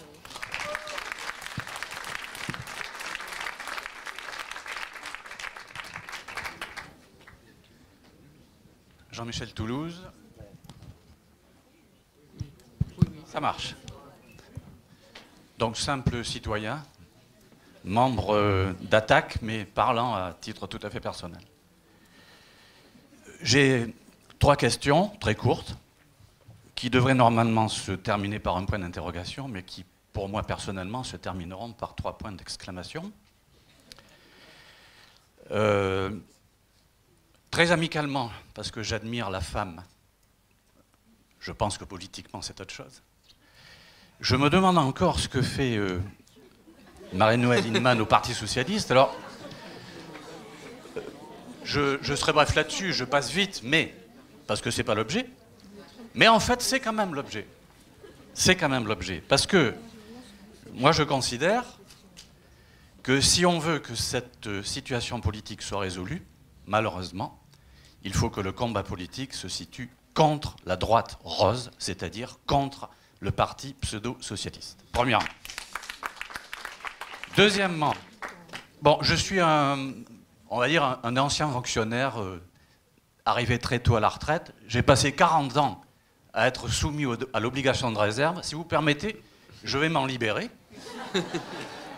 Et je considère qu'un simple citoyen a parfaitement le droit d'interpeller ses politiques, et ses intellectuels aussi, même si sur de nombreux points, il est d'accord. Mais rassurez-vous, je serai bref. C'était ma première question. Deuxième question. Pierre Khalfa, je suis aussi d'accord sur le fait de ce qu'a dit le modérateur. Je n'ai pas très bien vu beaucoup de nuances de fond entre Pierre Khalfa et Frédéric Lordon, mais ils discuteront. Je pense que c'est une question, je pense que c'est une question de tactique, de simple tactique, et non pas de stratégie politique. Mais bon, ils s'expliqueront. Et de toute façon, j'ai comme l'impression que ce qui va se passer dans les prochains mois va très vite les départager. Donc ma question, c'est, voilà, Pierre Khalfa, tu nous dis, ça va avoir un coût, la sortie de l'euro. Bien sûr que ça va avoir un coût. Mais vous l'avez tous dit. Quel est le coût d'y rester ? Quel est le coût d'y rester ? On n'a jamais vu autant de chômeurs. On n'a jamais vu une industrie française se casser la figure, pan par pan. On pourrait citer beaucoup d'exemples. Hein, vous les connaissez aussi bien que moi, sinon mieux. Donc, quel est, voilà, le chômage, la pauvreté, les 7 ou 8 ou 9 millions, il y a des différences selon les statistiques là-dessus, de Françaises et de Français et de familles en situation de difficulté sociale. On n'a jamais vu ça. Bon. Il est là le coût. Il n'est pas dans la sortie de l'euro. Bien sûr qu'il y aura, ça ne sera pas, comme le dit l'un d'entre vous, un parcours de plaisir de sortir de l'euro. Hein, d'accord. Mais quelle est la situation aujourd'hui ? C'est une situation d'extrême urgence politique. Ce n'est pas l'état d'urgence de nos amis Hollande et Valls. C'est une situation d'extrême urgence politique. Donc, ma deuxième question, c'est ne pensez-vous pas qu'en effet, il est urgent de sortir de l'euro ? Qui n'est pas une fin en soi, mais qui est un moyen d'appliquer une autre politique au niveau européen. Au niveau français d'abord, et au niveau européen. Troisième et dernière question. Dans les précédents débats, j'ai entendu « Ah oui, mais nous, on ne veut pas trop être soumis aux échéances politiques. » D'accord. Que ce soit Attaque, que ce soit la Fondation Copernic, que ce soit toutes les autres associations, voilà, et il y en a. Ne veuille pas se mettre à la remorque de tel ou tel parti politique, j'en suis parfaitement d'accord. D'ailleurs, moi-même, je ne suis à aucun parti pour l'instant. Mais quand même, la vie politique française, donc la vie économique, sociale, associative, etc., elle est rythmée par, j'ai fini, elle est rythmée par son système politique. Et son système politique, désolé, c'est qu'il y a une échéance en 2017 et qu'on serait bien inspiré de la préparer. C'est la raison pour laquelle, et j'en termine là, ne pensez-vous pas, chers camarades et chers amis, que la gauche, de tout ce qu'il y a à gauche du PS, mais avec les gens du PS qui ont quand même compris qu'il fallait un petit peu bousculer les choses, d'accord? Eh bien, que ce soit de la gauche du PS jusqu'aux libertaires, le moment n'est-il pas venu, effectivement, de discuter, et je sais que, par exemple, Pierre Laurent a fait des propositions là-dessus, n'est-il pas le moment de se mettre tous autour d'une table, de déterminer une plateforme clairement de gauche, d'accord, et d'envoyer quelqu'un, ou quelqu'une d'ailleurs, à la candidature en 2017 avec un programme clair et net.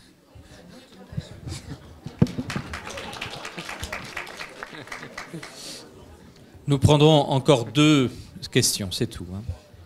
Bonsoir à toutes et à tous. Merci au collectif d'avoir organisé cette réunion. Et merci aux intervenants d'avoir apporté beaucoup d'éléments qui sont, à mon sens, très pertinents. Je suis un peu stressé, je ne parle pas souvent en public, je sollicite votre indulgence. Alors, j'aimerais apporter quelques remarques pour alimenter le débat et des réflexions que j'ai eues. Vous avez eu, dans votre intervention, votre nom m'échappe. Non, juste à côté. Oui. D'accord. Vous avez dit que le peuple européen, lors d'un sondage, quand il était interrogé, qu'il ne voulait pas sortir de l'euro et de l'Union européenne, mais qu'il voulait sortir de l'austérité. Ne serait-ce pas peut-être une peur de l'inconnu, une peur de la désunion qui expliquerait un tel sondage? Et je pense qu'il y a une véritable nécessité d'aller de l'avant et de s'orienter là où on le veut vraiment. Et on se dit, sortir de l'austérité, ok, mais comment on fait? Je pense qu'à mon sens, il y a une véritable nécessité d'une rupture avec le système capitaliste qui implique les politiques d'austérité. Et il faut construire ensemble les alternatives socialistes, communistes, écologistes. Et on a beaucoup de progrès à faire. Mais il y a une phrase qui m'a beaucoup marqué. C'est un petit peu divergent, mais je partage les réflexions pour alimenter le débat. Tout le monde veut que ça change, mais personne ne veut changer. C'est un peu alarmant quand même. Donc moi, j'aimerais que chacun d'entre nous se repose les questions fondamentales telles que qu'est-ce que l'être humain? Pourquoi et comment vivre ensemble de façon harmonieuse? Et qu'est-ce que je peux faire à mon échelle, à mon niveau? C'est tout ce que j'avais à dire.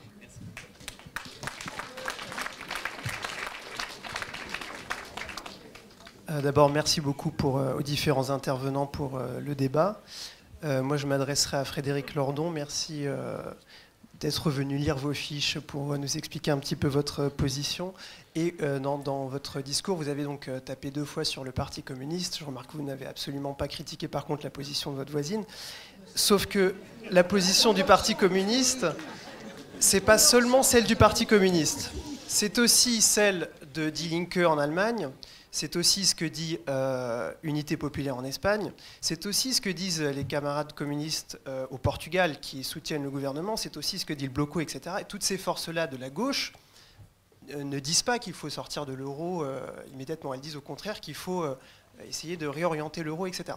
Donc, quand vous nous expliquez que le PC est dans une position complètement abracadabrantesque, etc., vous ne tenez pas compte du fait que cette position est majoritaire au sein des forces de gauche en Europe et, à contrario, que celle que vous défendez ne recueille aucun suffrage, ou très peu. Et quand vous dites que finalement c'est, ubuesque d'attendre que 7 gouvernements de gauche coexistent en Europe pour réorienter l'euro, il est encore plus improbable que des partis qui aujourd'hui prônent la sortie de l'euro arrivent au pouvoir. C'est encore plus improbable. Donc vous ne pouvez pas nous expliquer que nous sommes des rêveurs, etc., des utopistes. Je dirais c'est vous qui êtes dans une position qui se condamne elle-même à l'impuissance. Et un dernier mot, le parti grec qui a rompu avec Syriza sur la ligne de la sortie de l'euro est aujourd'hui crédité dans un sondage de 1%. Alors c'est un sondage, mais voilà, 1%. Donc qui est du côté de l'utopie et de la radicalité vaine et qui est du côté du concret? Moi je pense que c'est le parti de la gauche européenne. C'est une très bonne question. Merci. Malheureusement, je pense qu'on va être obligé de clore sur votre intervention. Alors, hein. D'accord. Merci. Donc, je suis citoyenne militante d'Attaque et je parle en mon nom. Donc je m'adresse à Frédéric Lordon parce que vous avez évoqué quelque chose qui me tient à cœur, parce que c'est le fait que les gouvernements européens se sont laissés usurper leur droit de battre monnaie. Hein. Vous avez abordé ça d'une autre manière, mais le fait que les banques centrales nationales n'ont plus le droit d'émettre de la monnaie pour engager leur politique nationale. Et donc, on parlait tout à l'heure du fait de la démocratie, que cette prise de position, enfin, le fait que ce soit décidé par l'Europe a engendré une perte de démocratie dans l'Europe et dans les nations. Et donc, c'est une perte aussi d'autonomie par rapport aux choix politiques nationaux. Donc, moi, ce que je voulais savoir, je n'y connais pas grand-chose, mais est-ce que il y a des moyens pour que les nations récupèrent ce droit de battre monnaie? Et est-ce que c'est possible? Enfin, c'est ce qui m'a semblé entendre de votre part. C'est pour ça que j'aimerais bien en savoir plus. Merci beaucoup. Merci. Pour clore cette journée de débat, mais où tout de même il faut signaler une forte une forte présence, puisque beaucoup de gens sont passés, etc., et qu'on peut dire sans risque de se tromper qu'aujourd'hui, peut-être le débat, au moins dans cette salle, l'a emporté sur la nécessité de faire les soldes pour la deuxième démarque, ce qui est déjà un rapport à la marchandise qui devient de plus en plus subversif. Je passe la parole à Marie-Noëlle Lindemann, qui a fait l'objet d'un hommage, mais en demi-teinte. Oui, c'est vrai que par moments, je suis un peu exaspérée, qu'on me demande toujours qu'est-ce que vous faites encore au sein du Parti socialiste. Mais moi, je vais vous demander qui est de nous le plus utile, et je ne suis pas sûre que vous le soyez plus que moi. Voilà. Donc, je pense qu'on doit se permettre de réfléchir à ce que chacun compte faire pour que l'idéal que nous avons en commun soit en situation d'avancer. Et quand même, je voudrais rappeler à un certain nombre de camarades que ça arrange bien et François Hollande et parfois d'autres que l'on essaie de faire croire que le Parti socialiste sera unanimement néolibéral. Certes, notre congrès n'a pas été génial, mais nous avons quand même 40% des militants qui ont voté contre la politique du gouvernement. Et 40% de socialistes, ça fait peut-être plus que beaucoup d'autres formations existantes. Donc je considère que ces camarades qui restent fidèles à leur idéal socialiste, parce que c'est une culture, c'est une histoire, c'est une façon de voir le monde, c'est un rapport au réformisme, et bien ces camarades-là, il faut les mettre en mouvement. Et il ne faut surtout pas leur proposer comme désespérance de dire il n'y a pas d'autre idéal que de vous joindre à ceux avec lesquels vous ne vous êtes pas réellement sentis en symbiose, même si vous êtes pour l'unité. Aucun de ceux-là ne viendra spontanément sur les thèses historiques de l'extrême gauche, voire même sur la culture historique du Parti communiste pour lequel j'ai un immense respect. Donc il faut faire que nous soyons en situation de fédérer dans cette diversité l'ensemble des forces qui peuvent converger pour faire avancer et surtout pas commencer à intimer l'ordre aux uns et aux autres d'être à l'image de ce qu'on voudrait qu'ils soient. Voilà. Donc je pense personnellement contribuer en tant que socialiste à ce que ces 40%, 30 pour de rien mon courant, 10 autour par exemple de gens comme Karine Berger, eh ben, se mettent en mouvement pour ne pas laisser dériver le parti historique de la gauche qui reste le mot historique de la gauche. Deuxièmement, la réalité du rapport de force aujourd'hui, je veux bien, comme je ne suis pas une fanat des sondages, je suis une fanat des élections. C'est mon côté réformisme de toujours. Donc, je crois aux élections, même quand elles me déplaisent fondamentalement. Et dans les élections, eh ben, on a aujourd'hui seulement 36 ou 40%, maxi 36 à 38% de gens qui votent à gauche. Et donc, commencer à expliquer que notre première priorité, c'est quand même pas de redonner envie à toute une série de ceux qui se sont retrouvés dans la gauche de se remobiliser. Et chacun peut penser que les abstentionnistes lui ressemblent. Évidemment, l'abstentionniste est comme vous l'imaginez ou comme moi je l'imagine. La réalité, c'est que pour une bonne part, ils sont aussi diversifiés que probablement ceux qui ont voté dans le champ de la gauche, en tout cas. Deuxièmement, quand vous faites ce rapport de force au sein de la gauche, tout traître que soit le Parti socialiste, et décevant qu'il soit, etc., il n'en demeure pas moins qu'il y a encore 23 ou 24% des Français qui votent pour lui. Quand l'ensemble des forces vertes et écologistes ne font que 11. Ça ne nous donne aucune supériorité intellectuelle. Ce n'est pas parce qu'on est majoritaire qu'on a raison.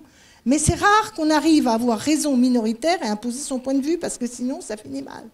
Donc la question qui nous est posée, ce n'est pas seulement d'essayer d'aller regarder, de croire que tout le monde est comme on voudrait qu'il soit, il faut tenir compte de cette réalité. D'où, de mon point de vue, l'importance de veiller à ce que ces 23% d'électeurs socialistes, dont on peut penser qu'à peu près 40%, comme à l'intérieur du PS, ne sont pas des inconditionnels de François Hollande, se mettent en mouvement pour être acteurs d'une nouvelle étape de la gauche dès 2017 et après.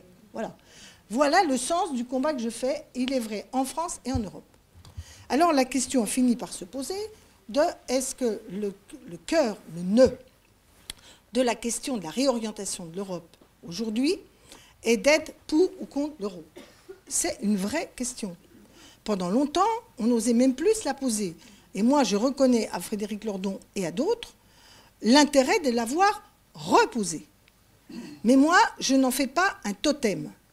Je vais vous dire très franchement que s'il y avait une sortie de la France de l'euro ou un éclatement de la zone euro, j'irais pas pleurer les larmes de mon corps pour le regretter. Mais je fais un constat, et d'ailleurs il y a un camarade qui l'a dit, dans l'incertitude dans laquelle nous nous sommes collectivement aujourd'hui, dans le fait qu'il n'y a pas de modèle progressiste qui semble en Europe, en situation, et dans le monde, en situation d'incarner une alternative mobilisatrice majoritaire. Je dis que la perspective du chaos, parce qu'aujourd'hui, quoi qu'on en dise, même si on est pour l'euro, la suppression de l'euro, personne ne voit comment ça va se passer après. La peur du vide, la peur du chaos, la peur de l'incertitude et autres, on peut toujours dire que ce serait moins pire qu'avant, ça je connais par cœur François Hollande. C'est moins pire que si c'était autrement, d'accord. Mais ça va faire peur au peuple. Et ça ne va pas le mettre en mouvement favorablement. Parce que dans les périodes où on pense que demain est pire qu'aujourd'hui, le chaos, eh ben, c'est la pire des choses. D'ailleurs, il ne vous a pas échappé que la thématique de l'ordre est une thématique qui revient en mouvement fort.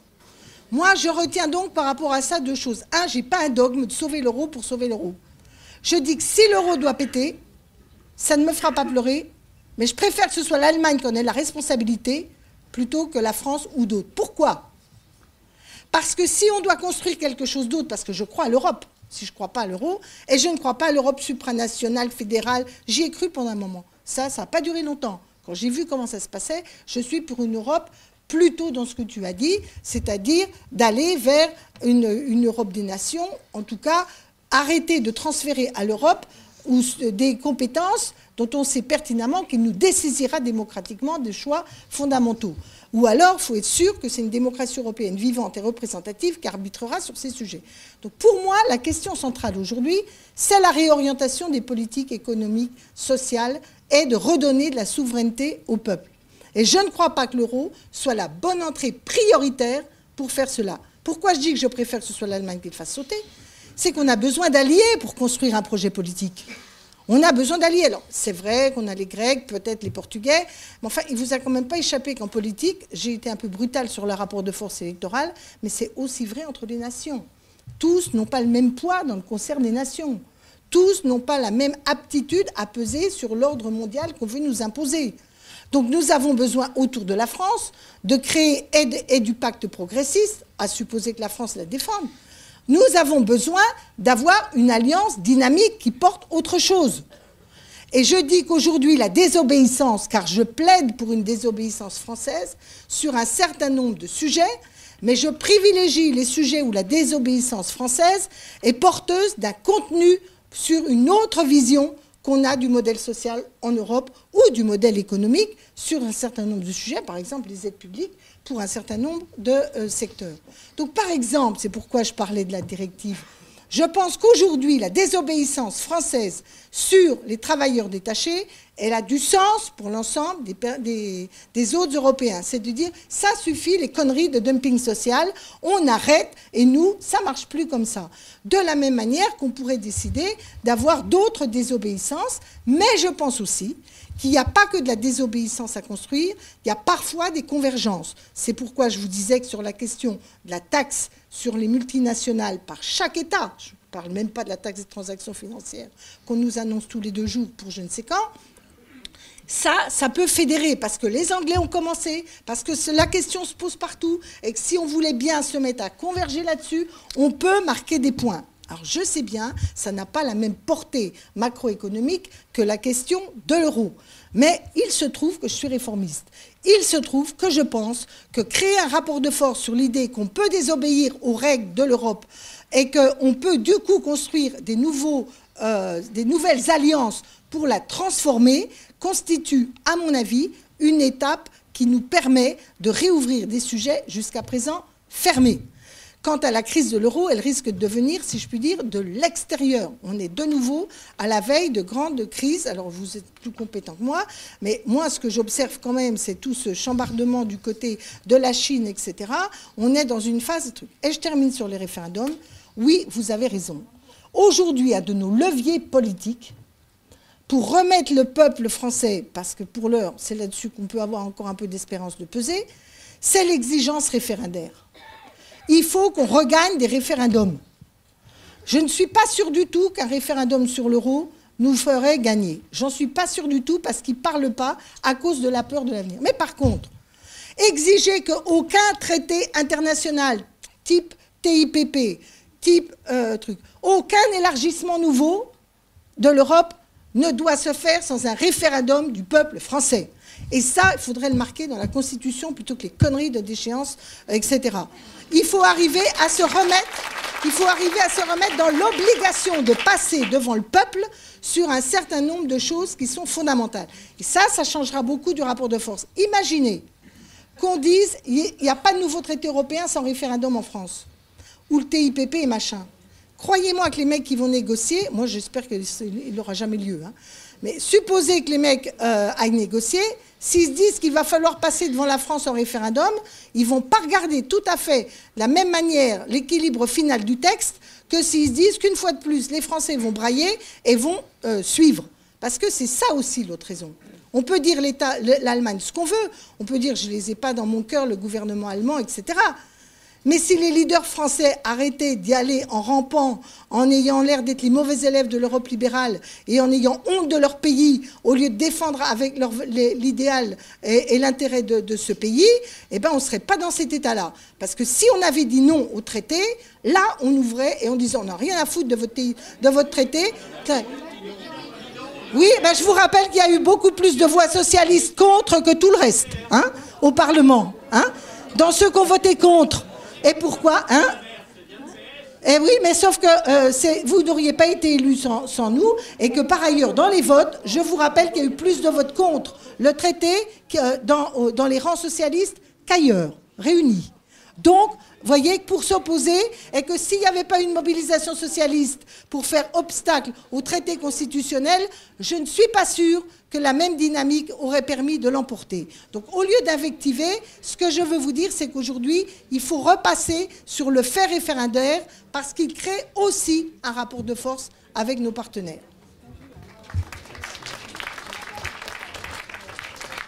Merci Marie-Noëlle. Je passe la parole tout de suite à Pierre Laurent pour un débat, vous l'aurez compris, qui entre nous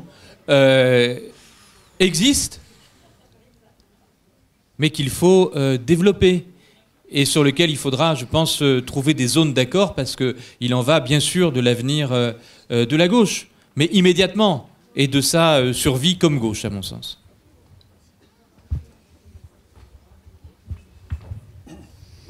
Oui, très rapidement, la première question qui m'a été posée sur le référendum, moi je suis pour effectivement à la fois ce type de consultation sur des enjeux majeurs, mais puisque nous allons vers des échéances politiques essentielles l'an prochain, il faut faire de la question européenne et du mandat européen qui sera confié à à qui que ce soit d'ailleurs, une des questions nationales. Et peut-être qu'il y a des initiatives qui peuvent peut-être nous faire continuer à dialoguer justement entre nous et des initiatives d'action pour construire un mandat populaire sur ces questions pour une bataille de la France que Hollande, au lieu de mener, a refermé aussitôt qu'il a été élu.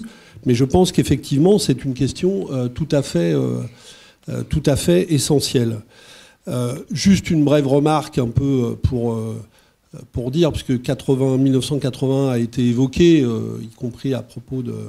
Effectivement, il y a un débat européen très important qui débouchera pas seulement ça, mais sur le départ des communistes du gouvernement en 84, parce que c'est sur ce débat et sur ce qu'on a appelé à l'époque le tournant de la rigueur, mais ces débats étaient liés, que immédiatement après l'arrivée de la gauche au pouvoir en 81, le débat fait rage et conduira au départ des communistes du gouvernement en 84. Et là aussi, pour dire une autre chose, à l'époque, le Parti communiste s'est fait tomber dessus à bras raccourcis quand il avait posé une question, peut-être de manière maladroite, mais en ouvrant un débat sur lequel on sait aujourd'hui qu'il n'était pas tout à fait secondaire, avec le mot d'ordre « produire français ». Et soit dit entre nous, il ne s'est pas fait tomber dessus à l'époque seulement sur sa droite, mais aussi beaucoup sur sa gauche. Et aujourd'hui, quand on connaît l'ampleur des délocalisations, la question de la maîtrise productive qui était posée à l'époque n'était pas totalement sotte, je répète, même si c'était peut-être pas la bonne manière de poser la question. Troisièmement, oui, moi je suis pour l'internationalisme et pas pour le supranationalisme. Et je ne crois pas à des institutions qui dessaisissent les peuples de leur souveraineté. Mais autre chose est un débat qui consiste à savoir si nous pouvons construire une mondialisation différente, ou disons un monde différent, sans institutions de coopération entre nations. Et je dis bien institutions de coopération, pas seulement sur les droits, comme c'est le cas de l'ONU, qu'on est en train de vider de son rôle au profit de l'OTAN ou d'autres armes de guerre internationales ou militaires. Mais par exemple, qui peut penser que nous réglerons vraiment les enjeux de la COP21 et les enjeux de la justice climatique sans organiser à l'échelle mondiale des transferts massifs des riches vers les pauvres? Parce qu'aujourd'hui, le problème de la mondialisation économique, c'est une mondialisation, et l'Union européenne fonctionne elle-même comme ça, qui organise le transfert des pauvres vers les riches. Et il faut, au contraire, organiser les choses différemment. Il faut des rapports de partage qui organisent le partage et fassent reculer les inégalités. Et il y a des défis qui sont considérables. Je cite les défis soulevés par la COP21, mais il y en a beaucoup d'autres sur les immenses inégalités de développement qui existent dans le monde et qui sont aujourd'hui à l'origine des guerres. Et je pense qu'aujourd'hui, le combat pour la paix, c'est un combat pour un développement humain partagé. Ça n'est pas seulement une question militaire, c'est d'abord une question de développement.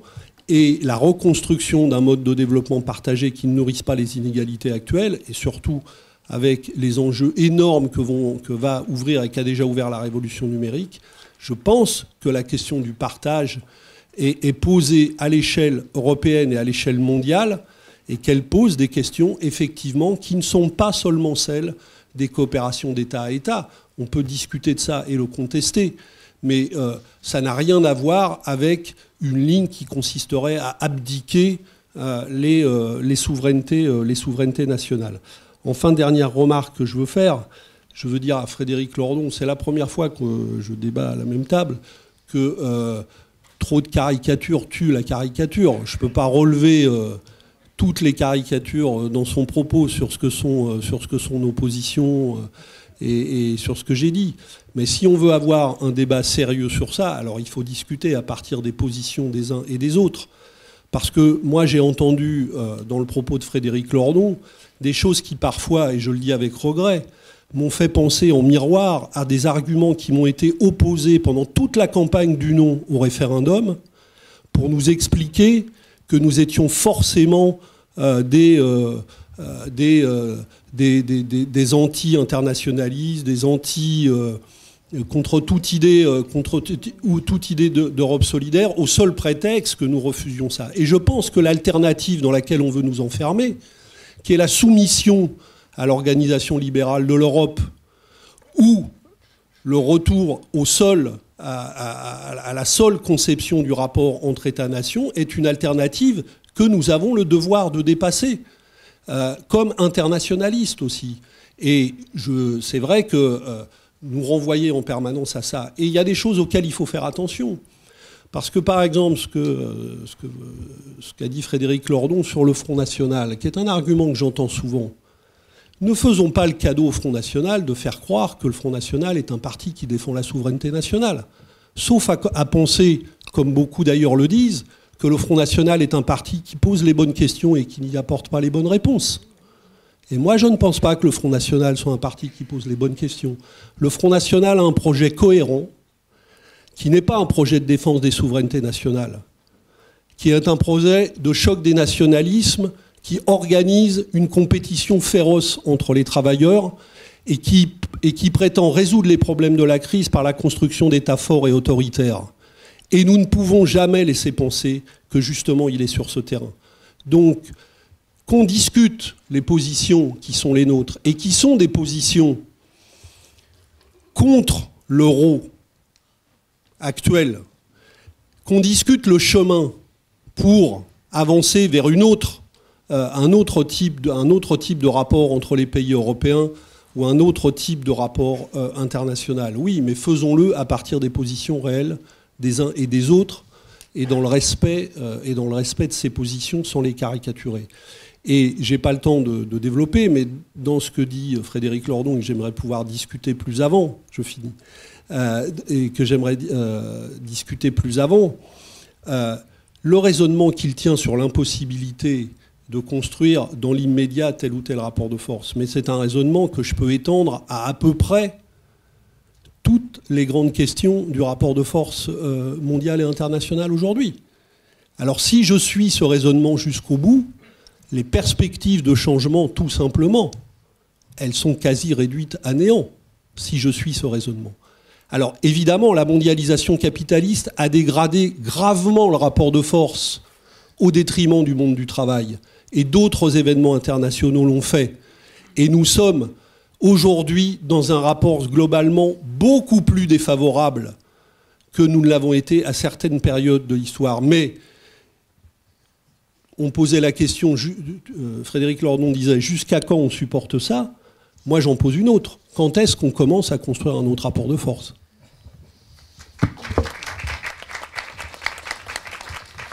Merci beaucoup. Frédéric, il va nécessairement falloir être bref, oui, ce qui est... je m'en doute. Mais il vaut mieux se quitter sur un goût de trop peu que sur un goût de trop plein. Bon, je ne peux pas répondre à tout. Alors, cette dame qui, à la fin, a posé la question des moyens par lesquels les banques centrales pourraient retrouver l'autonomie de la politique monétaire nationale, évidemment, était au centre de tout mon exposé. Donc, je ne vais pas me réappesantir là-dessus. Il y a une question qui a été évoquée dans toutes les interventions de mes co-débatteurs et que j'ai pour ma part laissé de côté, mais c'est qu'on ne peut pas parler de tout et qui est une question extrêmement importante. C'est la question de l'opinion. Où en sont les opinions? Alors, on oppose souvent l'argument des sondages. Les populations ne veulent pas sortir de l'euro. Bon, il y aurait beaucoup de choses à dire là-dessus. Pierre Bourdieu nous avait averti de longue date à propos de ce qu'il fallait penser des sondages. Et toi-même, Pierre, d'ailleurs, tu as fait une partie de ton autocritique puisque tu as souligné que les résultats des sondages varient en fonction de la manière même dont les questions peuvent être posées. Mais il y a un autre argument à ajouter et qui me paraît encore plus décisif. Cet argument, il consiste à dire que faire un sondage au débeauté en posant à des gens des questions à propos desquelles ils n'ont eu ni les moyens intellectuels individuels, ni les moyens collectifs, ni les moyens temporels de répondre, ces sondages, bon, je le dis, ou plus exactement, je le redis, puisque j'en ai déjà eu l'occasion, c'est de la merde. Voilà, donc ces données-là, non, sont rigoureusement nuls et non avenus. Et mon argument préféré est de rappeler qu'au mois de janvier 2005, les sondages nous donnaient le oui à 65%. Et vous connaissez la suite de l'histoire. Les vrais sondages, ce sont ceux qui suivent des débats, et les débats, ça se construit. Or, en effet, Syriza n'a jamais ouvert le débat de la sortie de l'euro. Donc forcément, les sondages ont continué à dire ce qu'ils disaient. Deuxième point, je voudrais vous répondre, monsieur, à ce jeune homme dont je suppose que vous êtes militant du Parti communiste, et je vous sais gré de m'avoir interpellé d'abord si courtoisement, et c'était très bien envoyé. Non, je le dis tout à fait sincèrement. Hein. Les autres forces de gauche en Union européenne sont majoritairement pour rester dans l'euro. Bah oui, c'est exact. En l'état actuel des choses, c'est exact. Moi, personnellement, je m'en fous. Hein. C'est pas un argument qui m'impressionne, puisque précisément, je pense qu'elle se trompe. Je pense qu'elle se trompe car je crois que nous sommes dans une situation politique intermédiaire, dans un moment de transition, à l'échelle de la gauche européenne et peut-être de la gauche mondiale, où il est évident que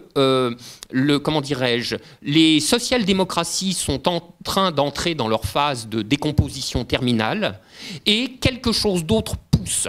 Alors ce sont des petites choses qui surgissent par-ci, par-là. Il y a Syriza, il y a Podemos, il y a Corbyn, il y a cette coalition au Portugal, il y a Bernie Sanders aux États-Unis, etc., etc. Et pour en rester au continent européen, évidemment, ce sont des choses qui poussent, mais dans le désordre, dans l'inconséquence, dans la velléité, etc.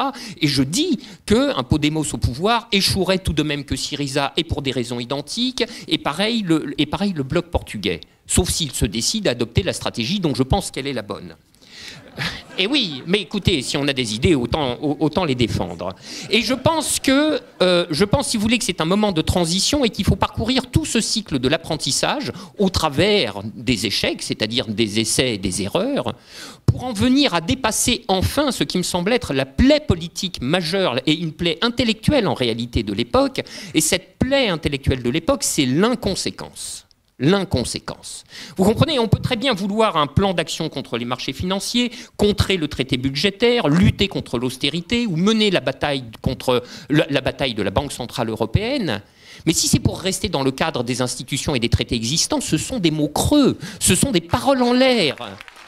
Donc, si vous voulez, vous êtes en train, monsieur, je vous le dis amicalement, vous êtes en train de vous faire le militant du cercle carré ou des parallèles séquentes. Mais, je veux dire, ça sera un parti de la géométrie bizarre, mais qui se heurtera en permanence à ce type de contraintes. Et qu'est-ce que c'est que dépasser la plaie de l'inconséquence? C'est vouloir les conditions et les conséquences de ce qu'on veut. Voilà. Alors, dernier point, et je réponds à Pierre Calfa, puisque moi, je sais ce que je veux. Et Pierre, tu me dis, le coût économique, etc. Tu as raison, il y en a un. Quelqu'un s'est chargé de faire la réponse qui me brûlait les lèvres. Ben oui, mais quel est le coût économique de la merdouille présente? Par ailleurs, il y a aussi des avantages économiques, mais ils sont mobilisés à moyen terme. Et le coût politique, dis-tu. Quel est le signal? Le signal, c'est qu'on s'en va de l'euro, de l'Europe, et on laisse les gens à leur déconfiture. Mais pas du tout. Encore une fois, ma position continue à être celle d'un internationalisme, au sens que j'ai dit dans mon exposé et qui a été répété par l'une des questions. Et le signal, mais c'est nous qui le construisons par le discours dont nous assortissons nos gestes politiques. Et en l'occurrence, le signal politique pourrait être tout autre que celui que tu dis. Le signal, ça pourrait être au contraire, regardez, on l'a fait, c'est possible, faites pareil, rejoignez-nous. Merci beaucoup Pierre. Pour terminer, parce qu'on doit rendre la salle. Non, c'est un débat effectivement tout à fait décisif, mais qui doit être mené, je dirais, avec un minimum d'écoute des positions des uns et des autres. Bon, je ne pense pas avoir dit qu'il faille rester dans le cadre des traités existants. J'ai même expliqué exactement le contraire, qu'il fallait désobéir aux traités en prenant des mesures unilatérales. Donc le débat n'est pas de savoir s'il faut rester ou pas dans le cadre des traités existants. Le débat qu'il y a entre nous, Frédéric, c'est de savoir si la sortie de l'euro est le préalable à toute politique de rupture avec le néolibéralisme. Avec l'idée derrière que si on est dans la mouise actuelle, c'est la faute de l'euro. Eh bien, si on est dans la mouise actuelle, Frédéric, c'est peut-être notre divergence, ce n'est pas la faute de l'euro, c'est la faute du capitalisme financier et du capitalisme actionnarial. C'est pas tout à fait la même chose. C'est pas tout à fait la même chose. Et donc, si on veut sortir de la mouise dans laquelle on est, il faut s'attaquer pas aux conséquences du capitalisme salarial, au cœur de ce capitalisme. Et par exemple, à la création de la valeur pour actionnaire, hein, qui est une des clés et je sais bien que tu sais tout ça, Frédéric, mais il faut le dire, et tu ne l'as pas dit. Bon, donc la question, oui, parce qu'en focalisant sur l'euro, on oublie ce qu'il y a autour. Et c'est ça le problème fondamental. C'est que par exemple, il n'y a pas besoin de sortir de l'euro pour faire une réforme fiscale redistributrice et qui donne des moyens financiers à la puissance publique. Pour ça, il n'y a pas besoin de sortir de l'euro. Il n'y a pas besoin de sortir de l'euro pour même faire une monnaie complémentaire en Grèce, bon, ou pour faire un contrôle des capitaux en Grèce. Tout ça, il n'y a pas besoin de sortir de l'euro. Donc le problème n'est pas une question de principe, c'est quelle est la meilleure stratégie pour arriver au même objectif que nous avons tous les deux, Frédéric, aujourd'hui, qui est comment on rompt avec le néolibéralisme. Je pense, moi, que nous ne sommes pas dans un choix binaire, sortir de l'euro ou rester dans l'euro, mais qu'il faut mettre en œuvre une stratégie qui soit une stratégie qui permette d'unifier au maximum les peuples d'Europe, et que pour cela, il faut dire, le signal donné par la sortie de l'euro, malgré ce que tu dis, est un mauvais signal. Si on ne peut pas faire autrement, eh bien, il faudra évidemment sortir de l'euro. Si le choix, in fine, était comme en juin ou en juillet en Grèce, entre accepter le 3e mémorandum et sortir de l'euro, évidemment, il faut sortir de l'euro. Mais je pense que le gouvernement grec n'a pas pris les mesures qu'il fallait prendre pour éviter de se retrouver devant ce choix binaire. Merci beaucoup et à très très très bientôt, parce que ces débats vont se poursuivre. Merci.